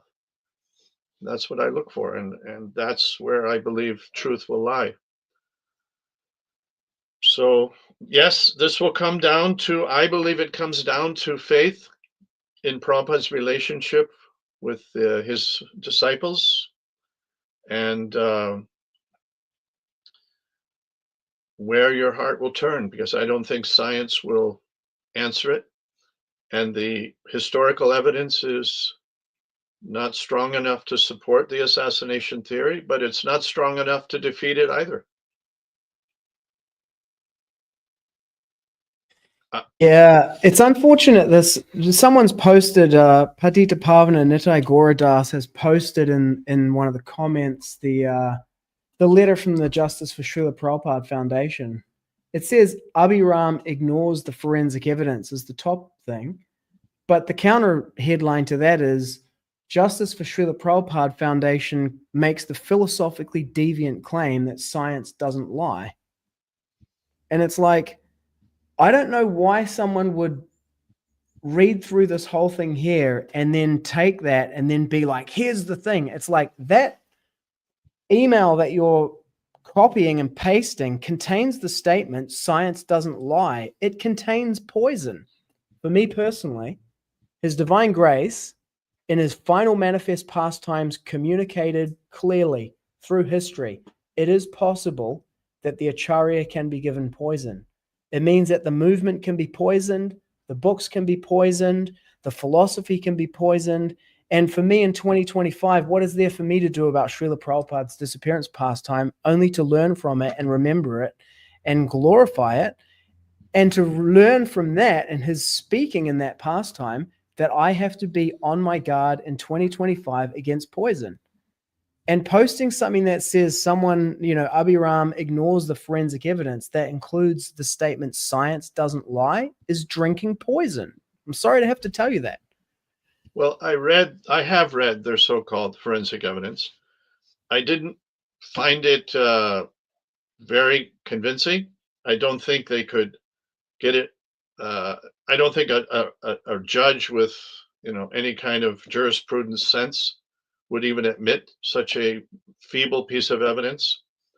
It's not, they haven't investigated with the witnesses properly.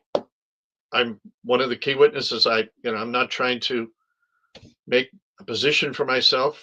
Factually, I don't want it. I really don't want to be in this arena. I don't want to be on the internet. I don't want to be talking to masses of devotees. I have my small areas where I preach. I have 4 preaching centers. I have a farm training center, an agricultural training center. I do some Zoom classes here and there. I purposely don't like to be in this position, but I'm telling the truth. And it's interesting to me, again, I'll say it for the 4th time, that none of you came to me to ask me. Why? Why? Where's your scientific, where's your jurisprudence? Where's your basic logic? Why? It speaks to an insincerity. Yeah, and we're not in a court of law. People are talking about, forget about Vedic evidential standards, pramāṇa, because in a law, in the FBI, in a criminal case, it's like, tell that to the judge. But when you're speaking to the community of Vaishnavas, in this community, we speak on the basis of Vedic pramāṇa. There is Shabda Pramāṇa, the statements of Śrīla Prabhupāda. There's Anuman, conjecture, conspiracy theory, if you want to call it that. There's Pratyaksha.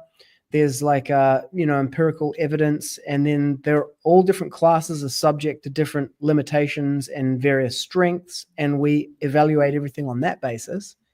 And then when people start talking about the FBI and the court, it's like, you're not talking to a judge. You're not talking to the FBI. So everything that we state in the community of devotees should be on the basis of the Vedic evidential standards, because that's who we are. We are the devotees of Lord Vishnu, and we're the modern carriers of the Veda in the modern world. I fortunately don't have to bear this burden of doubt on my God brothers, because Prabhupada revealed to me his relationship to them and his faith in them. You don't have to believe me, but I believe me, and that settles my heart. I'm very clear. But of course, you don't have to believe me. You can discard me. You can discredit me. You can say I've made mistakes in my devotional life. Well, who's throwing the first stone? It's my question. But okay, do as you will. I'm only speaking what I know and what I witnessed. Doesn't support your proposal. Pratyaksha-vāgamam dharmyam susukam kartam avyayam. Direct perception of the self through realization. This is not a curse, should I say it. This is in the realm of conjecture, anuman. Now that you have been introduced and you are ignoring the forensic evidence, you must be classed within that theory as either someone who is like a completely unwitting, dupe, or the prime suspect. And then, you'll be rolled into the cabal. It's quite unfortunate because you were closely, associated. To go there, you have to find a motive. I didn't get a Vyasasana. I got a good boot out the door, right? I got everything taken from me. I got abused. I got my reputation thrown through the mud. Not all fully deserved, I might say. There was definite lies created for political reasons. So I was nothing but harmed. And if I was a part of something, I could have retaliated, couldn't I, by now? You would be you have the motivation for a whistleblower. Yeah. Or maybe then they'll say I did it. So okay. I don't know. You can go anywhere in this world with these things. That's the Yeah, it nature will of the lead material people. world. In that type of thinking, God doesn't exist also. Yeah, it will leave people with two different worlds, right? In your situation, because you are closely related to Tamal Kṛṣṇa. Tamal Kṛṣṇa is basically, fingers are pointed to him, and because you are closely related to him, it will be like this dude is basically, The he has henchman. to keep it really sealed off and Right. deny everything, or people will say he is telling the truth, although he is good friend of Tamal. Self-sealing. Yeah, well, Yes. if I hated Tamal, would I be a better witness? Would I be more believable? I'm sorry, Prabhupada didn't hate Tamal in front of me, so how can I hate Tamal? Who am I to make a different judgment? If Prabhupada expressed such love for Tamal, how can I not love Tamal? Yes, I love Tamal. Would I cover up a crime over Prabhupada? Do I love Tamal over Prabhupada? Hello? Hello? What planet are you living on? Did Tamal give me the benefits that Prabhupada gave me? That I would choose him over Prabhupada? Come on. Why am I still preaching Prabhupada's message? I don't lack opportunity. I'm here at the moment in my father's lakefront house. It's already my house and by trust. It's a multi-million-dollar house. I'm visiting for 1 month. I'm going back to live by begging in India and preaching. If I was such a person, why I'm doing that? I was appointed CEO of 2 public listed companies in my career. And, I have no problem to go out and make money again. Why I'm doing this? These things are not very good proposals. They're not very sound. Yeah. They're possible. Everything's possible, but it comes down to the strength of the evidence, the classes of evidence that is available. Prabhupada, it becomes dismissing, it does become like turning Prabhupada into a Jesus-like figure, when it's kind of like Prabhupada's death becomes the focus, and it's like he died for our sins like Jesus, and we ignore the teachings. That's what I see about it. Prabhu, it looks like your camera's fallen down. Or maybe become disconnected.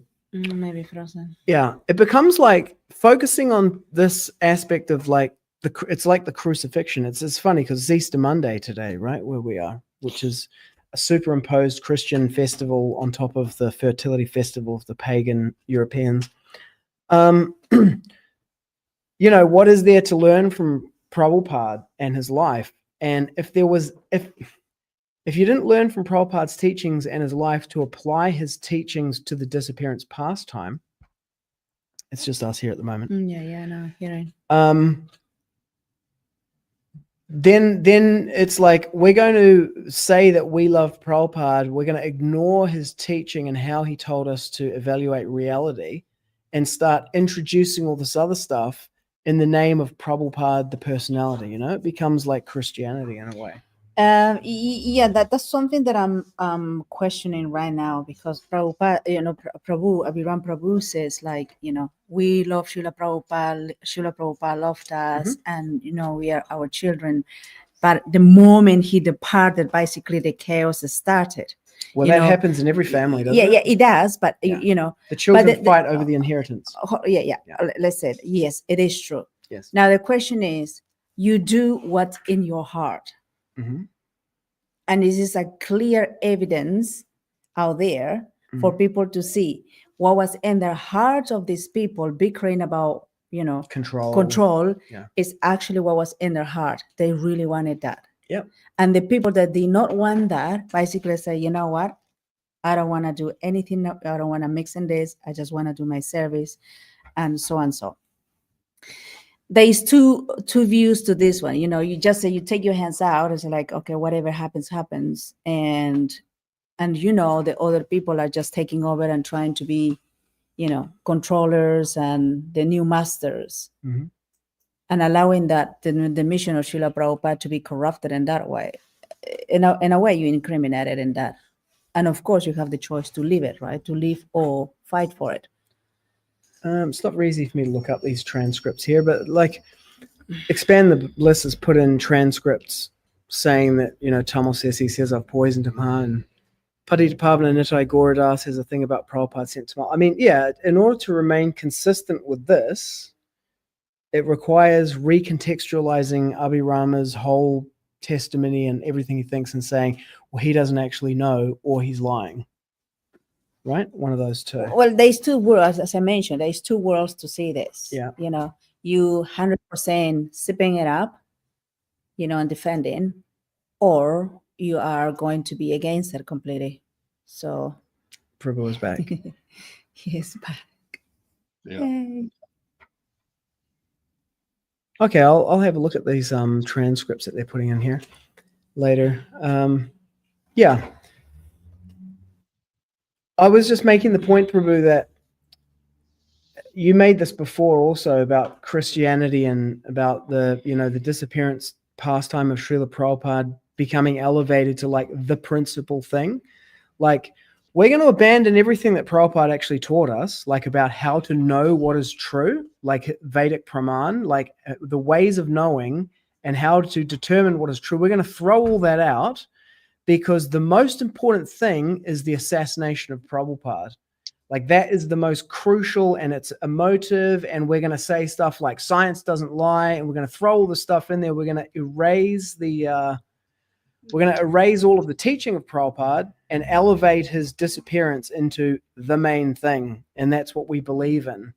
It does take on, it does seem to be following, I don't know. Now I'm in the realm of conjecture, right? Conspiracy theorist. Yeah. This is how you destroy the actual revolutionary teachings of a dangerous spiritual teacher who threatens the Asuric New World Order, is you turn them into their thing into martyrdom and get people to like throw their actual teachings out. Yeah, well, this happened to Christianity, which we had talked about at one point. And as any person with a very small amount of research can find out, is that basically all of Christian theology was written post-Jesus. Jesus and his followers spoke in Aramaic. The first Gospels were written in Greek. Jesus and his followers were illiterate. There was no one in his group that wrote. Paul came along. He was a Pharisee, which means he was a Brahmin, a Jewish Brahmin, so to speak. He was a learned person. And at the same time, the four primary Gospels, Matthew, Mark, Luke, and John, none of them had any connection to Jesus in his lifetime, except there is some debate about Mark. But the whole idea of Judas betraying Jesus came up after Jesus. His disciples didn't know about it. They didn't recognize it, that he died for our sins, the redemption theology. His disciples disowned Paul for coming up with this theory. They said that he never talked about it. We don't have this idea. So it was Paul, and every scholar today understands that what is called Christianity today is called Pauline Christianity. It all comes from Paul. It might have come from Jim Jones, for all we know, because Paul claims, he in his own writing says, that I disavow their gospel. This is my gospel. It means Jesus, he said, Jesus is speaking to me directly. I don't need James, who was a brother of Jesus, and the other followers of the Jewish associates and disciples of Jesus. He disowned them, and they disowned him. In the Dead Sea Scrolls, they called him the great liar. So there's this break, you know, and the whole idea of redemption theology came up from Paul. The idea of the betrayal of Judas Iscariot. There were two Judases in that time. One was the two in Jesus's group, but this was Judas Iscariot. That he took the 40 gold coins and then he committed suicide. But that was Luke telling that, but John told it again in a whole different way. It's a completely different story. And neither of them, remember, were with Jesus or with his followers. They were influenced by Paul. They were in Paul's era, which was decades after Jesus. So this break came, and the whole theology of the Christianity then it continued to evolve, heavily influenced by politics. And then you had Thomas Aquinas, who was another major influence, and then so many others came after that. And we know that history, and it's common. It's common. Therefore, the Lord has to keep coming, yada yada hidarmasya, because we keep making a mess. Now, just briefly, if you look just a little bit into the redemption theology in our Vaishnava opinions, Śrīla Bhaktivinoda Thakur specifically rejected the redemption theology. He explains, and I'll get the exact quote, not here, but I have the exact quote in my books in Vrindavan. He says, I'll paraphrase, that they say that God was angry, that someone ate an apple, and he was angry, and he couldn't stop being angry. And so there had to be a sacrifice. Now remember, the Jewish religion came from Abraham. Abraham came from Mesopotamia. He was born in the city of Ur. And the Mesopotamians regularly sacrificed humans to propitiate the gods. In fact, they would also sacrifice their sons sometimes when they really wanted a bigger return on the investment from God. So Abraham was the founder. He came from Mesopotamia. So the idea of sacrifice, they carried on in the Jewish religion, killing the goats, killing the sheep. No? So why did they call Jesus the Lamb of God? Because they believed that the human sacrifice of Jesus would wipe out original sin. This was Paul's proposal. And Bhaktivinoda Thakur says, here's the conclusion, and these are his exact words of Bhaktivinoda Thakur. No intelligent man can make any sense of this. Now, Bhaktisiddhanta Saraswati spoke very little of it, only acknowledging Jesus as a Vaishnava. Śrīla Prabhupāda also glorified Jesus very openly, very freely, but he very specifically despised the cross. What is the cross? What is the symbol of the cross? The core of modern Pauline Christianity is redemption theology, that Jesus died on the cross for your sins. Prabhupada abhorred the cross. Why they would want to put their spiritual master on the cross in their temple. That's what he was say about it. No one wants to think of, no real devotee disciple will glorify that about their spiritual master. And then it's like the teachings, forget about that. All you need to do is believe in the cross. Well, there's an interesting statement reflecting back on when Prabhupada said his death must be glorious. Do you think, considering how he thought about the cross, that he would think the poison made him glorious? You see my point? If he's condemning the idea of Jesus being killed, obviously he didn't consider that glorious. Yeah, there's two ways to think about it. Like his disciples, killing this powerful acharya to take over the organization, and probably, Rakshasas trying to diminish that because demons don't want the demigods to succeed. So that could be in place. So it's the thinking of like, he was so powerful, but he has been killed by his own disciples is one thing. Like Jesus has been killed by his own people. It's glorious, obviously, because he's been powerful. you have to go to the cartoon version then of those last days. You really have to go to the cartoon version. That all of them would have joined that conspiracy. None of them loved Prabhupada. That all of them were loyal to Tamal over Prabhupada. That's absurdity. Absurdity. I wouldn't say all of them have been loyal to Tamal. I think there will always be a division. You know, some people will like you, some people will not like you. That is just the We duality. didn't all get positions. Guru Kripa didn't get a position. He was right there. He knew everything going on. Prabhupada would have turned to him for anything he wanted that was different than what others were doing. He trusted Guru Kripa. We're in the realm of conjecture here, but if we go back to the Jesus, there seems to be some parallels between the two, but Jesus was betrayed by one of his own disciples, Judas Iscariot, and it was one out of the 12. I'm saying that's not true. There's no evidence to that. That came from Luke and John, who were not with Jesus. They were not there. And Jesus's actual disciples rejected them. That's just a little bit of research. You can find that out. This is all part of the new narrative that was created by Paul. I see. So you're saying that, because I can see it. I can see this thing. I can see the narrative being shaped towards like turning this into Christianity again. It's like the death of the spiritual master becomes the main kind of thing. And then, he is the eternal spiritual master. I was like, this is Christianity. And it's like, and here's the thing for me about it is, look, this thing about Śrīla Prabhupāda being poisoned, it could be true. But the fact that people abandon Prabhupada's teachings on how to know what is true, Vedic pramāṇa, while they're having this discussion, that is the poison. That is the poison. We throw out the teachings of the spiritual master. I descend into that because I feel love for all of them. If I can help pull them out of the weeds within their own narrative, sometimes I'll even do that because I care about devotees. Oh yeah, I wasn't accusing you, Prabhu, of that. I'm just but that's okay.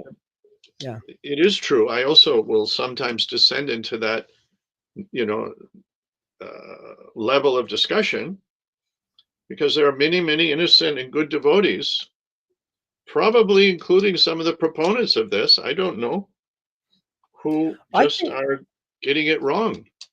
Yeah, I think as long as you stay true to the pramāṇa, that you could hold to either idea, because as Prabhupada said, it's possible. So he didn't rule it out and he didn't rule it in. So both are consistent with that. It's possible, but there was no indication of that. He suggested his own disciples. The assassination proposal has no merit. It has no locus standi.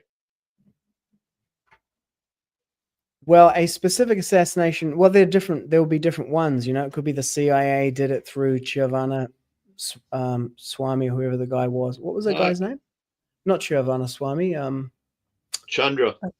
Chandra Swami. Yeah. I mean, there could be all kinds of things like that. They do all become for me, personally, peripheral. The thing that's it's unequivocal to me is Prabhupada warned me about poisoning.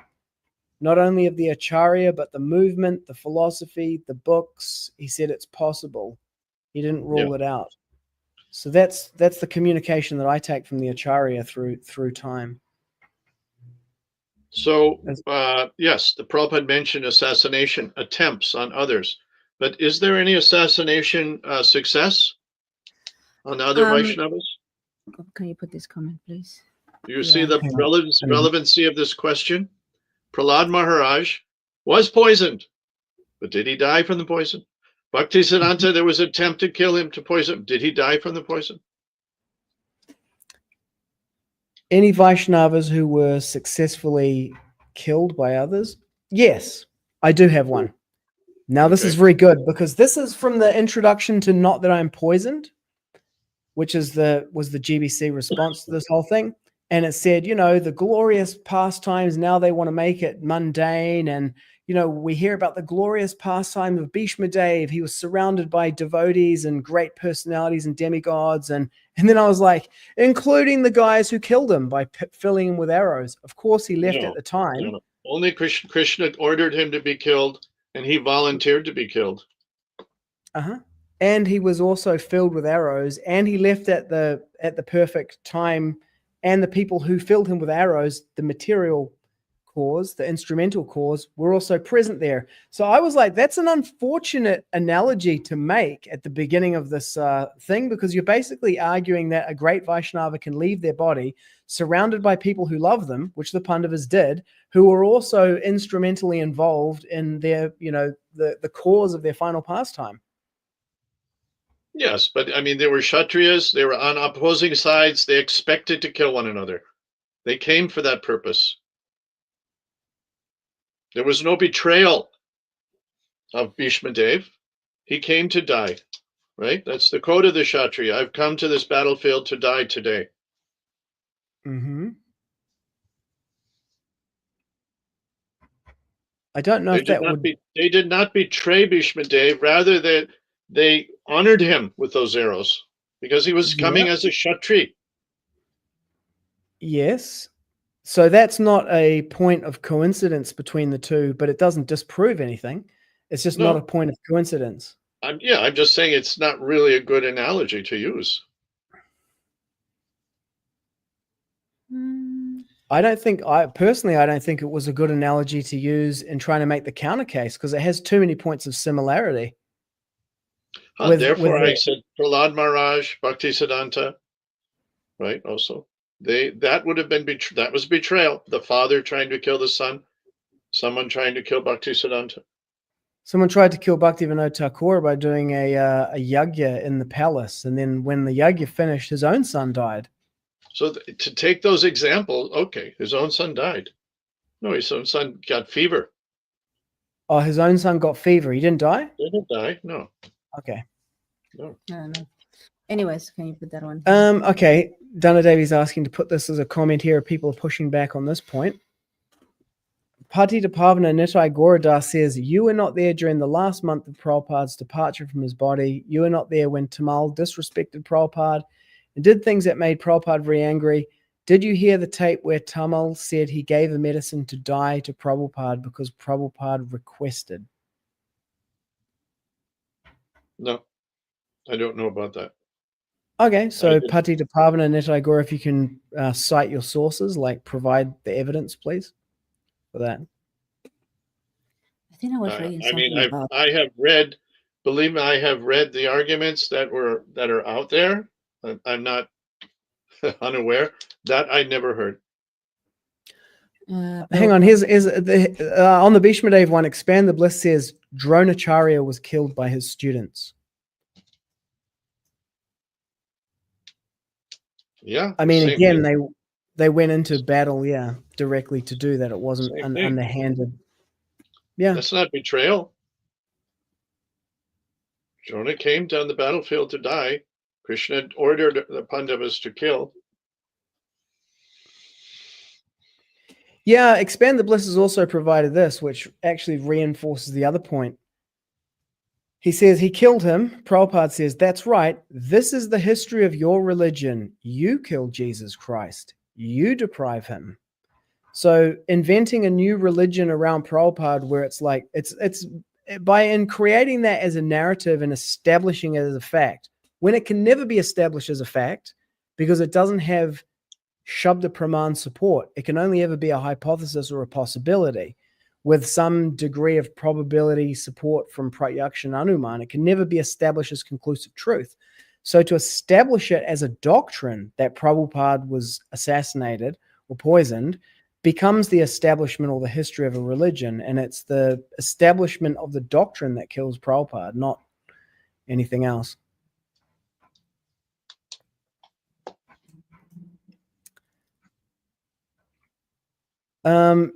Here's a question for you, Prabhu. No, not that one here. So Christopher Briscoe asks, is Abhiram talking about Judas not being a traitor to Jesus from the Gospel of Judas Iscariot?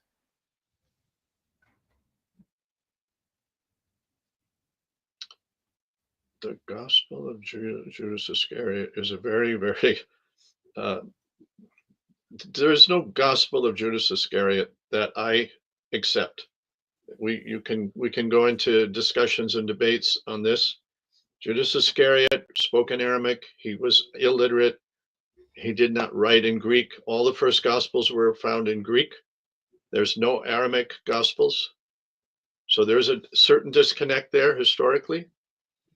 I know that there's supposed to be a Gospel of Judas Iscariot. There's so many things like that.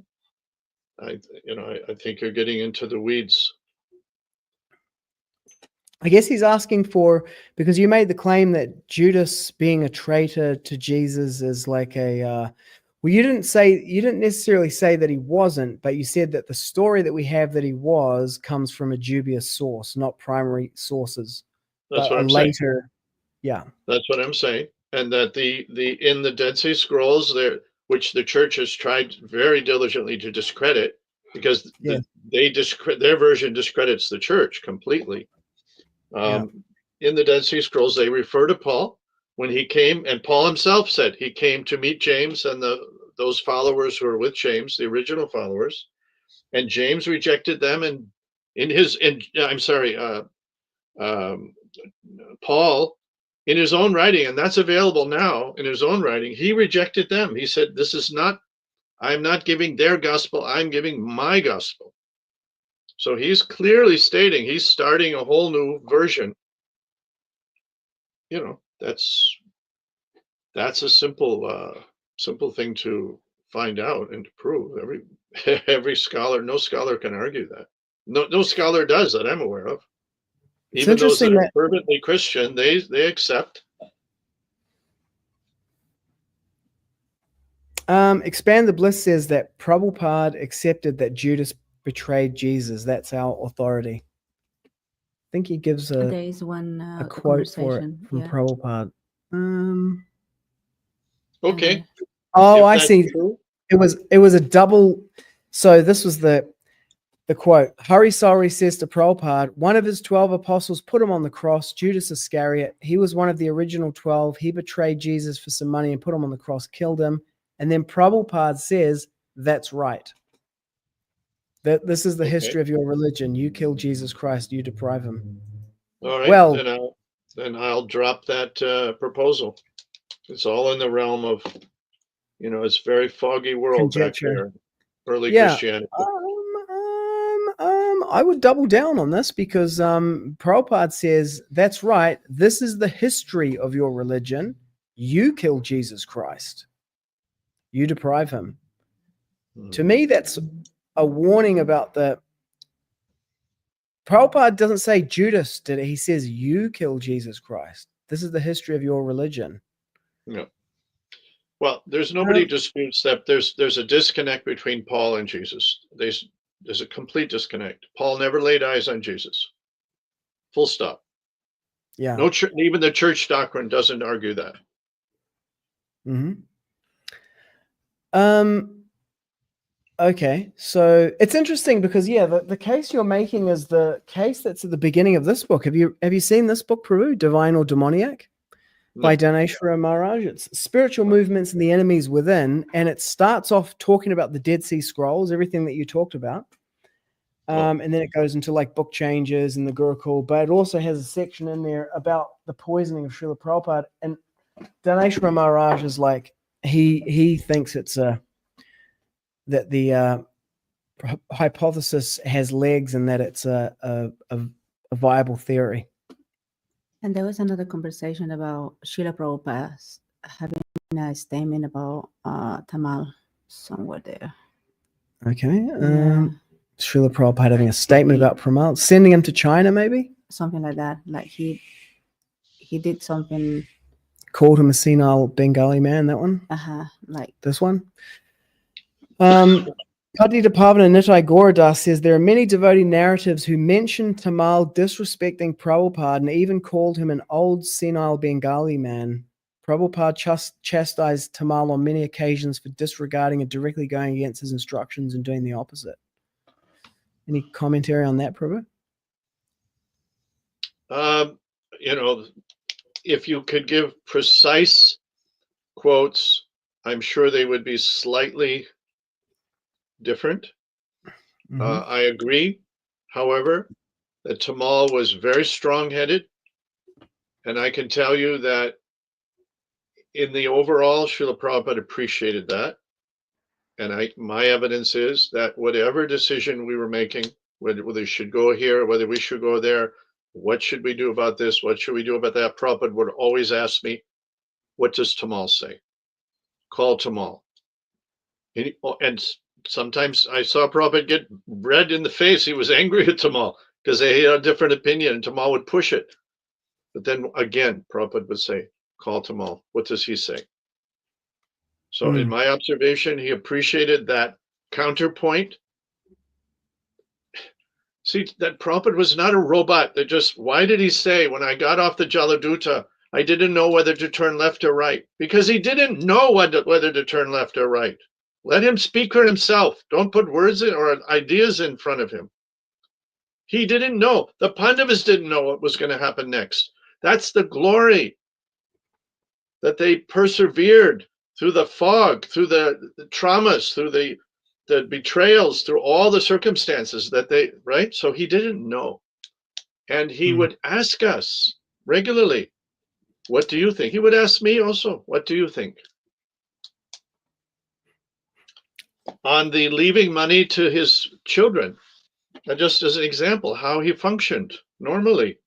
He had told me a week before we were talking about family life. And he said something to me. He said, to this day, I still regret how harsh I was. But what can I do? I have a very haughty temper. Referring to his wife and family, how he left. He said, till this day, I still regret how harsh I was. A week later, I was doing his banking with him. I was sitting with him alone. And for some reason that came in my mind, and I understood that, you know, he cares about everyone. He wasn't happy to leave his family in distress. So I said, Śrīla Prabhupāda, you're an author. He looked at me, and that's a pretty stupid statement on its own for me to make. He looked at me, and I said, and you get a royalty from your publisher, your books. That's your money. And what I meant was, because I knew Prabhupada did not consider ISKCON money his money. So he's looking at me like, you know, that's a pretty Where obvious. Are you going with this? Yeah. Where are you going with this, right? Yeah. And I said, so if you want to leave some money for your children, you can use that money. Now, he had never said anything like that. There's no, I don't know where it came out of my brain. It just, I was surprised as I was saying it. There was no pre-thought on it. And then he said, how much should I leave? And I said, Śrīla Prabhupāda, that depends upon what is your objective. So he thought for maybe a second, and he said, I simply want that they should not starve. How much is that? So I was managing in India. I kind of knew the economy, and I thought, okay, lower middle class. He's talking about lower middle class. That means no luxuries, but no fear of starvation, right? That's lower middle class. And I knew they already had an apartment to live in that was not theirs, but they were free to live in it by Prabhupada's arrangement. So I said, Śrīla Prabhupada, that's about, I think I said 1,500 rupees per person per month. So that's all. He didn't say. The next day, he asked Tamal. He said, Abhirama has said like this. What is your opinion? And Tamal said, I think it's a very good idea, Prabhupada. Then that went into the will. This was common, how Prabhupada interacted with us, and especially Tamal.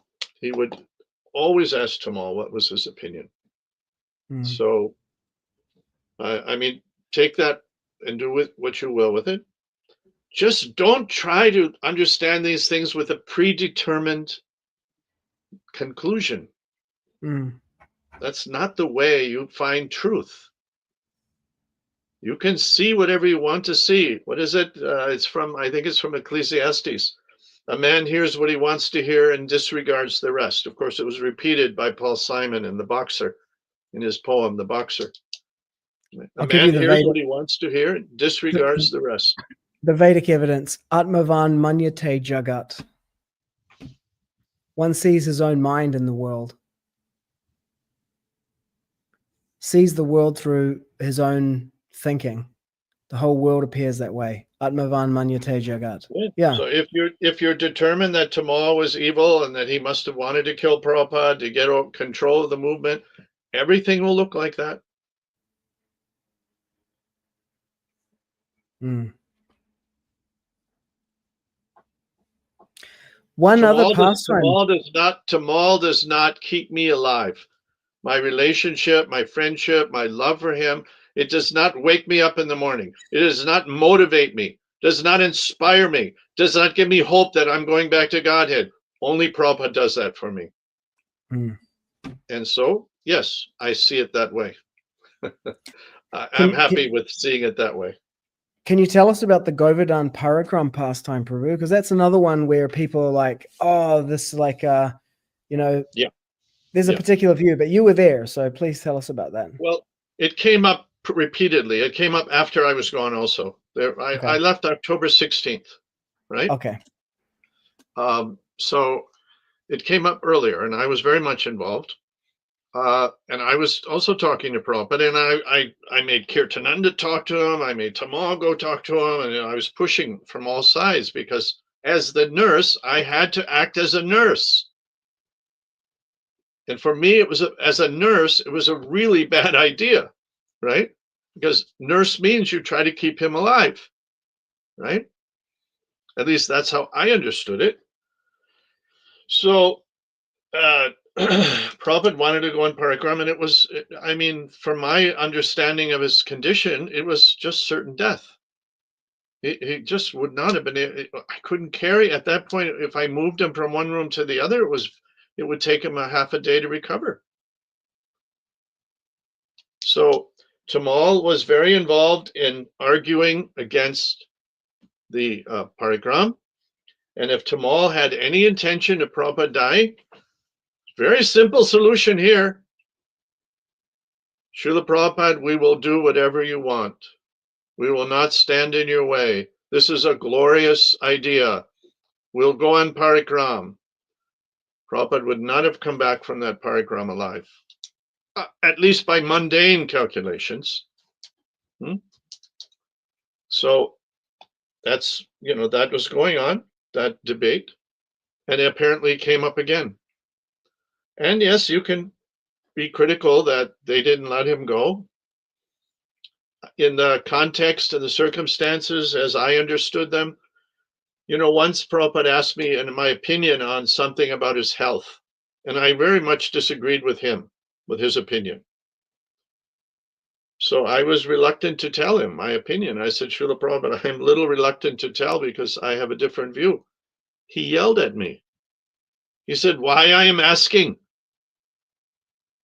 Right? Meaning, am I a fool? I'm asking for no reason. I'm just talking in the air. He yelled at me. Why I'm asking? If he didn't want my opinion, right? So then I prefaced it by saying, Śrīla Prabhupāda, you're my superior in every way. And you're my spiritual master. I said, I'm your servant. I said, however, since you've asked me, what little intelligence I have concludes like this, which was against his conclusion. But I prefaced it in that way, saying, you're forcing me to give what my little intelligence sees. So here's what I see, and that was very common. He would involve us in maybe he was just training us how to think. Probably that's it.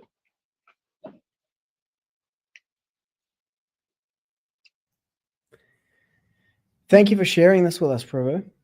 There's a principle in logic. What's it called? Occam's razor. Occam's razor. So maybe you can tell what is the definition of Occam's razor? Yeah, when presented with several variations on theories, several distinct theories to account for the same phenomenon, one should choose among those theories based on which is the simplest one. One should prefer the simplest theory with the least number of postulates and the least number of conjective leaps in it. Like the simplest fit for the facts should be preferred. And not that it's 100% correct always to take that path, but you have a higher probability of being correct. It's a heuristic, correct, yes.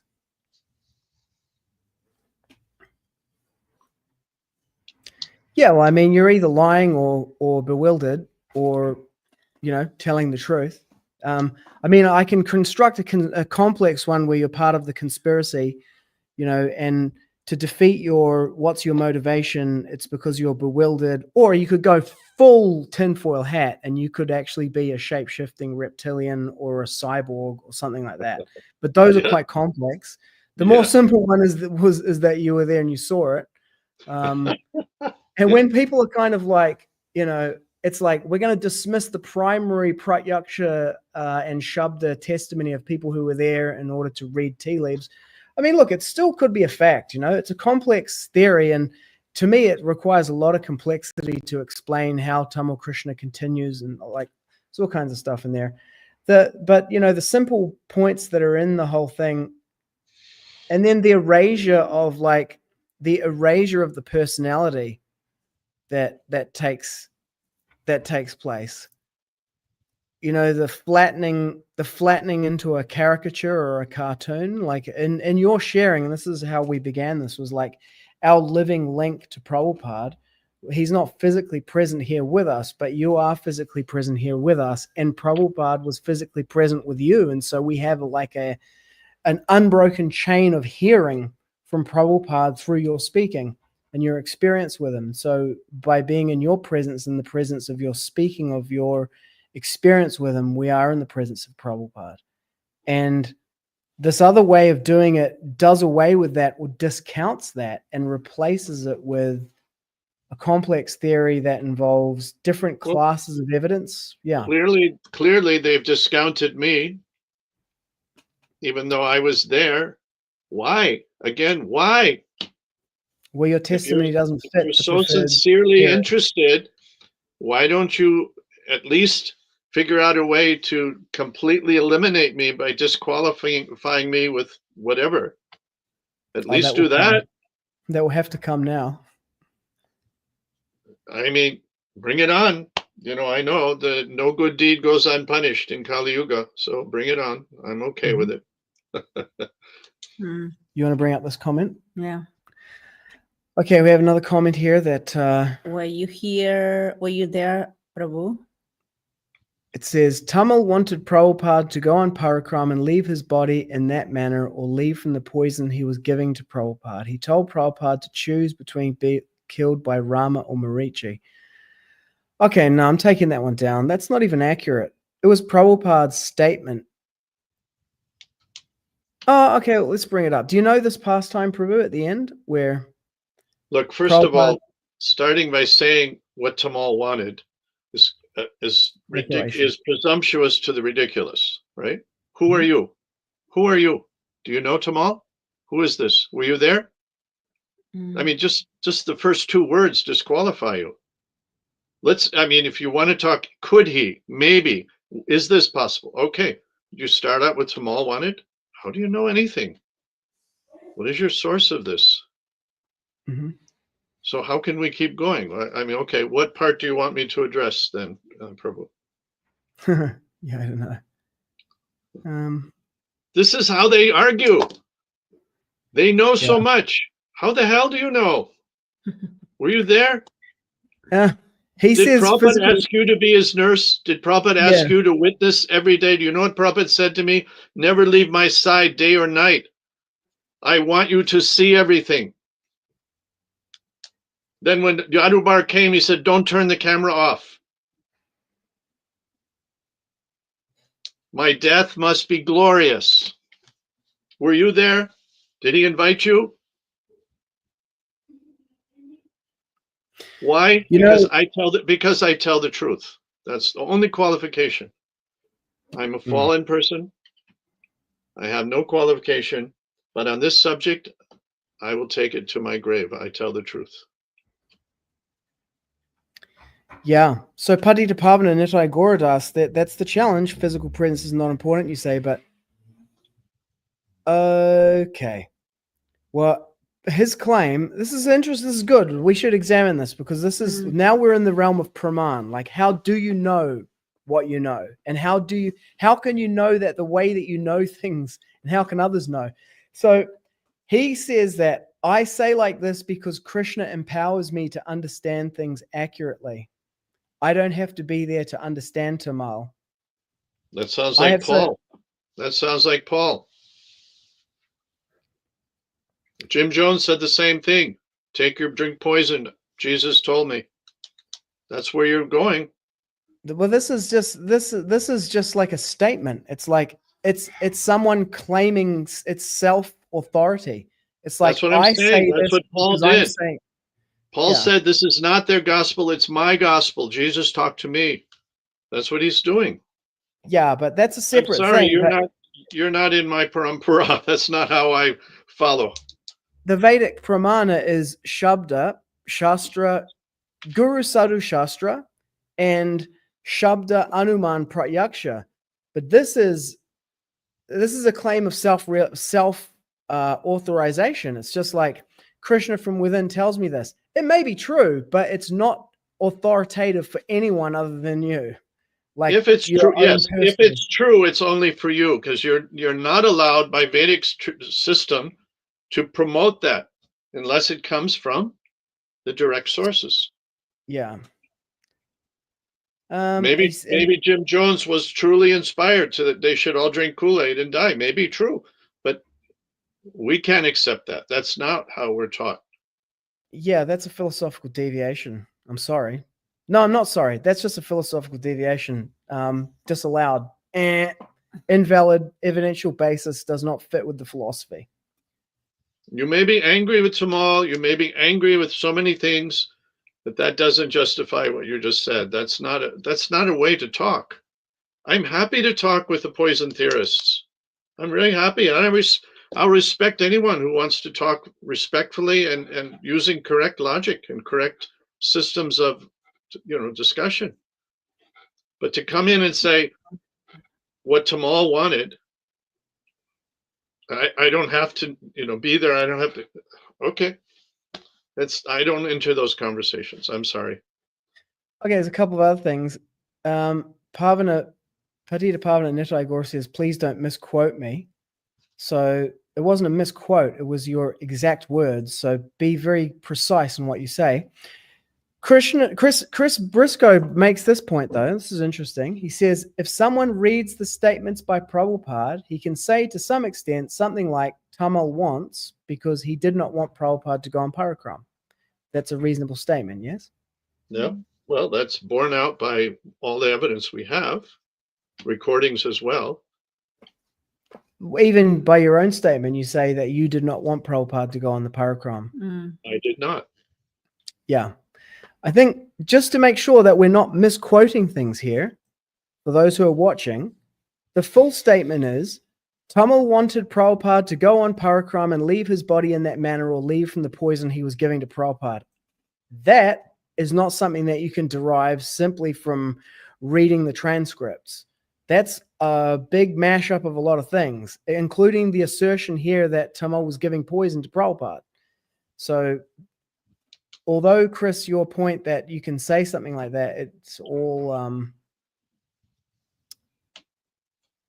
a big mix-up. And this is the thing I'm pointing to here is, in this discussion, it's important to keep the classes of evidence separated. This is conjecture. This is pratyaksha. This is shabda. Those different classes. And the mixing of them all together into a big kind of fetid brew that you just drink the whole thing all together. Like Chris Briscoe's point is really good. If someone reads statements by Prabhupada, he can to some extent say something like Tamal wants, but he can't include in that the poison that Tamal was giving to Prabhupada as if it's of the same evidential standard. It's the mixture of the things together that's very, and then saying that Kṛṣṇa is empowering you directly. It's like, it's all not what Prabhupada taught us. Prabhupada didn't just teach us things, he taught us how to know. Let's all break off and each one of us say what Krishna is telling us directly, and we can all bash each other up with what Krishna is telling us directly. You completely wander off into Maya. That's pretty much how it goes. Why can't Krishna talk to me directly? If he's talking to you directly, why can't he talk to me directly?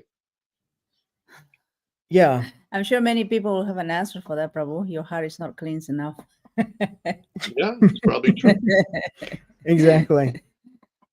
Yeah, I have some unverifiable mystical revelation. I mean, Prabhupada was really our whole parampara from Śrīla Bhaktisiddhanta onwards has really been against that. The higher occult truth, mystical revelation that's beyond the. I saw this one Vrindavan Goswamini once in an ISKCON temple, and afterwards, because I challenged her, and they put her guru's picture on the altar. I was like, what is this guy doing on? He's a Hajja. And then she said, oh, your questions may not be of interest to everyone, so talk to me in this room. So I go into the room with her, and I'm saying Kṛṣṇa is the Supreme Personality of Godhead. And she says, yes. And Shiva and Ganesh. I'm like, no, only Kṛṣṇa.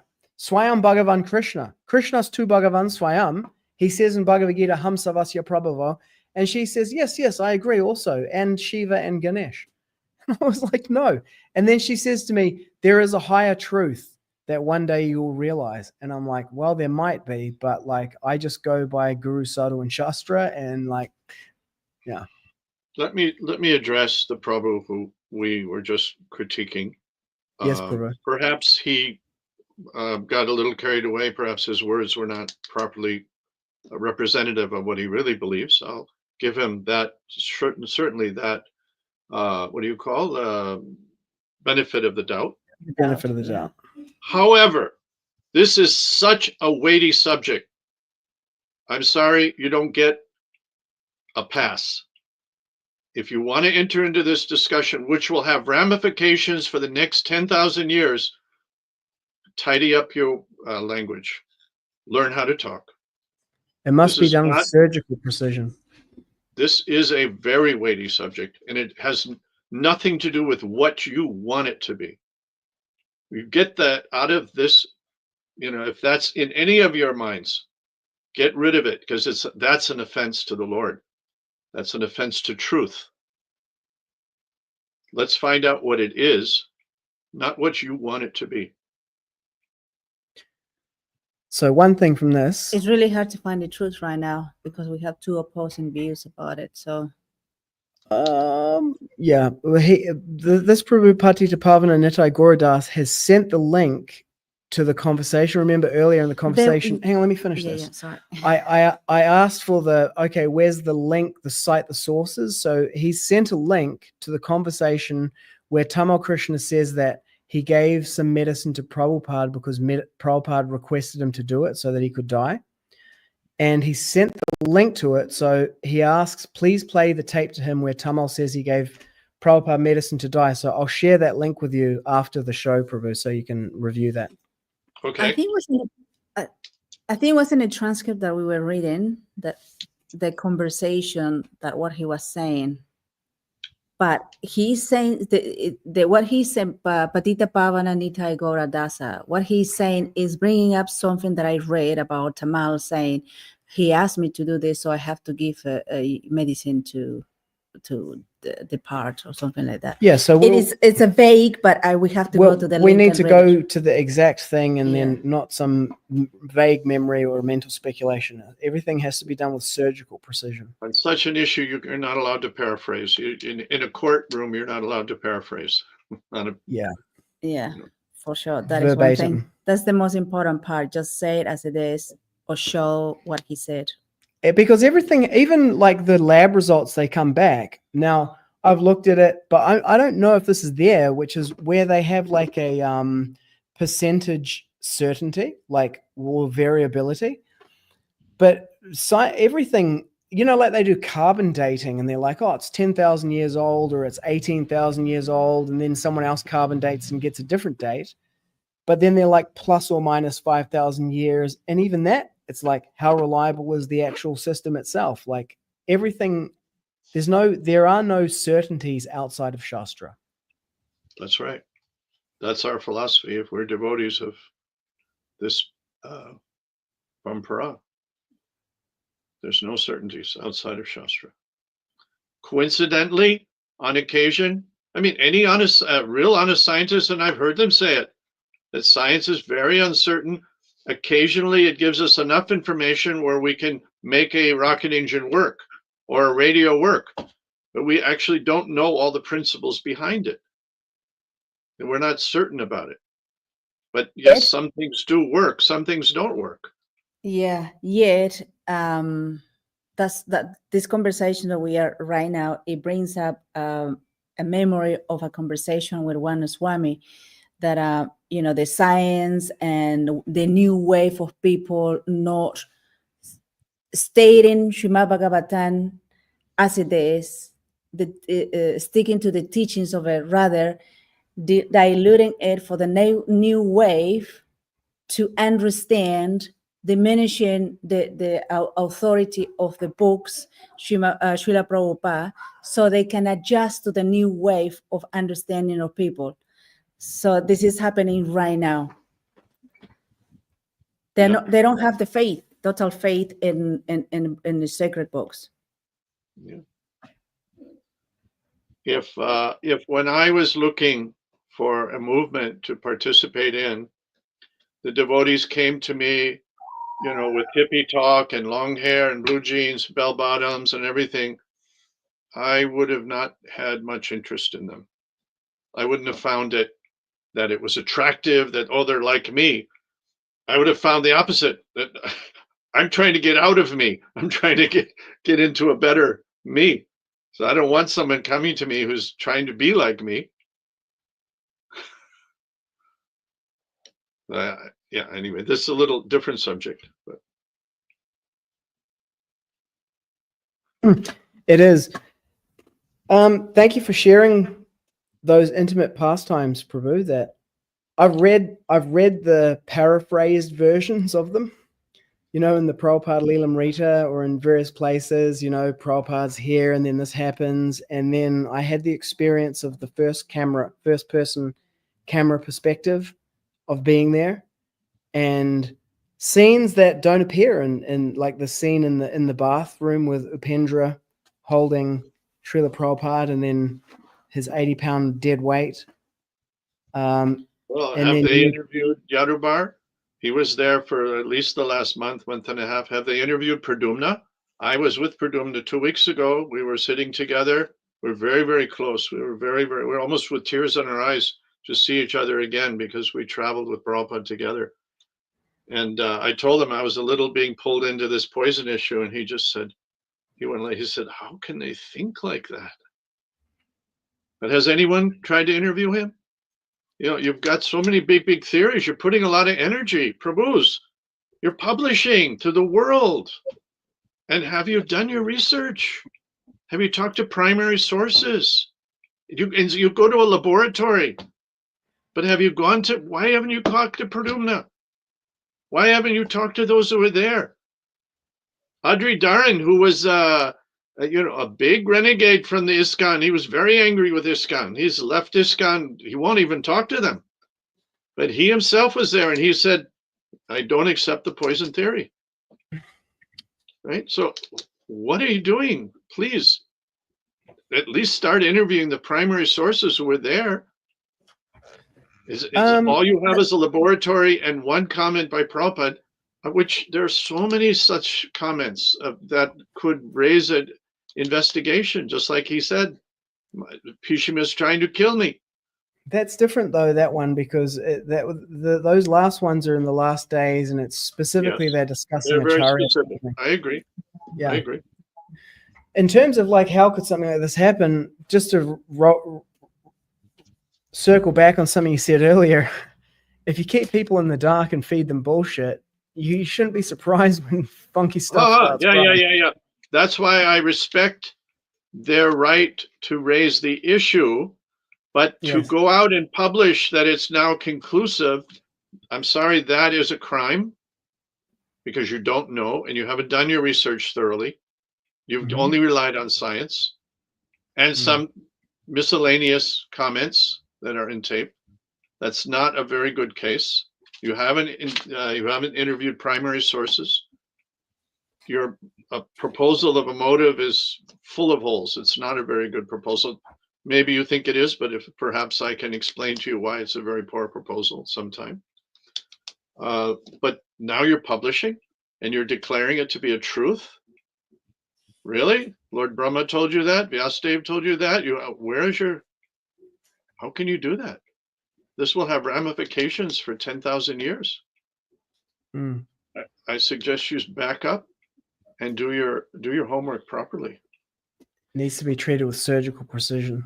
Yeah. I guess, I agree with this group of devotees that are fervent because out of love, they want to defend that. There is two views here, out of love.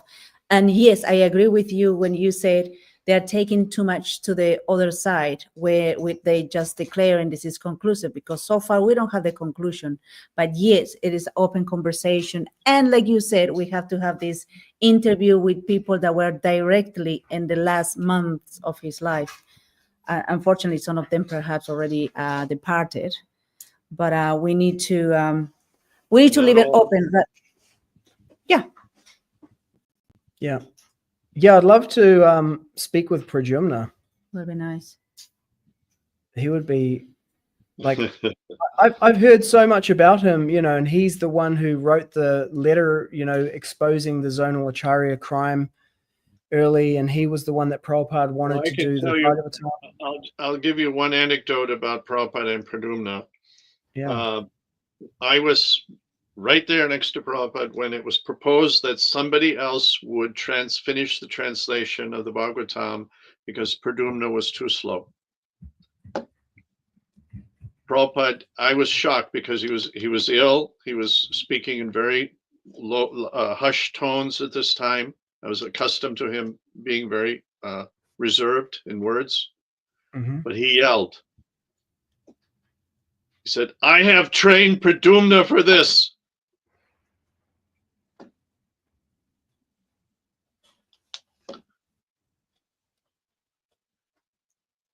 Praptasya.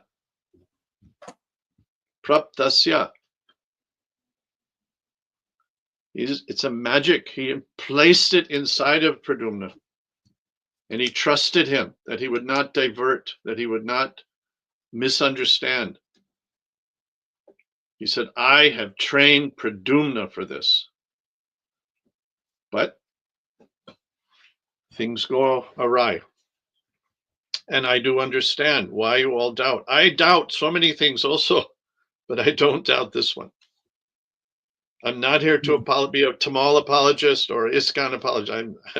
It's not my profession, believe me.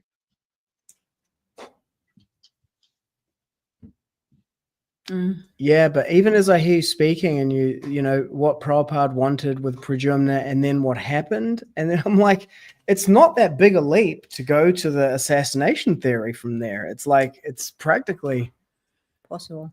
And Prabhupada says it's possible. So I'm like, I would treat it surgically when I'm doing it, because there's a 15% chance you're going to execute the wrong guy and then you get the reaction, right? According to your statistics, Prabhu. If it did happen. I don't think you could get as far as a conviction in a reasonable court. I don't think you wouldn't have the 15% factor. You'd have a much bigger factor of error. You wouldn't be able to. I don't think you can state with any certainty, like, even if all the evidence was there, maybe it could be. It just could be, but it's far from like a conclusive truth. Definitely, this is what happened and this is who did it. But just all the circumstantial. This is my thing about the heuristics, Prabhu. It's like, if you were rolling around at that time and you were thinking, "Hey, they poisoned the Acharya. I need to leave ISKCON right now because it's all about to fall to pieces." You know, if that was your investment theory and you invested on that basis, you would outperform all the people who were buying the bullshit in the dark. And you might still be wrong, but it's like, you know, the Occam's razor. It turns out to be the simplest fit over time for the vast array of different things that happen. That's why I say the heuristic. It turns from Occam's razor perspective, it turns out to be a real simple theory, It's kind of crazy, but unfortunately, it just seems to fit everything. Like, how about that? Well, I'm not trying to lead the world, and I'm not trying to direct all the devotees where they go. You've asked me to speak, and I'm telling my conviction. I can say one more thing. If I, at any point in time, had thought that TKG or anyone else was trying to kill Prabhupada, I would have killed them on the spot, including TKG, on the spot. And those who don't know me, I am capable of killing, and I have done it. Not out of anger. When being attacked by another gun, we used a gun, and we got rid of that man. So I would have not hesitated. That is my nature. But it was the farthest thing. It's just not, in my experience, a possibility, what to speak of a probability or a maybe even. And I don't see where you can say that there was any, you're saying it's not much of a leap. It's a leap. And I from the beginning, I said they did a lot of bad things before and after, but nothing monstrous like this.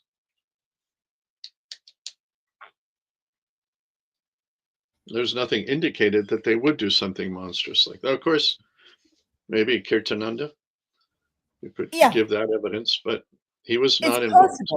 It's possible, Prabhu.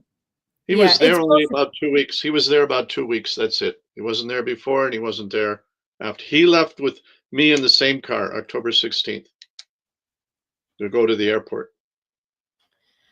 There's something that just popped in my mind. It's like when you say, it's not possible and all of this, like you may not know and you're innocent about it, but the person may have done it under your nose, but you don't know that person.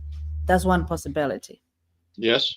Therefore, you defend that person because in your innocence and your purity, you observe the person because you don't know the person, what the person was up to. So you have this complete purity to defend a person. I'm not saying the person has done it, but it's just my speculation. It's possible that under our noses, not our, but under your noses, that right there, someone could have been doing this and nobody knew about it. It's possible. There's many possibilities in the world when you don't directly know the truth. There's unlimited amount of possibilities at every step in this world when you don't know the truth for sure. There's unlimited possibilities about everything, including this. That's the fog of, that we live in. And we're supposed to be razor sharp pointed to find Kṛṣṇa, who is the absolute truth. There actually is no other truth. Relative truth is not a truth. It's an oxymoron. There's only one truth, and it's the absolute truth. And we have to find that. And to find that, we have a system. It's a descending system of knowledge. And, we have to very carefully separate our biases when we're seeking out the absolute truth. Satyam param dhimahi. I cannot prove. I'm just saying I'm convinced. I've given the reasons I'm convinced. But we're going to remain in this fog on a subject that Kṛṣṇa did not reveal fully to us, nor did Prabhupada reveal fully to us. It's going to remain a mystery. And we should always be careful, as you say, the descending process, and then this other idea that's really supported and pulls in the ascending process and then makes it like it produces conclusive truth. Ascending knowledge does not produce conclusive truth, even within the material world itself. What to speak of reaching to Kṛṣṇa Loka.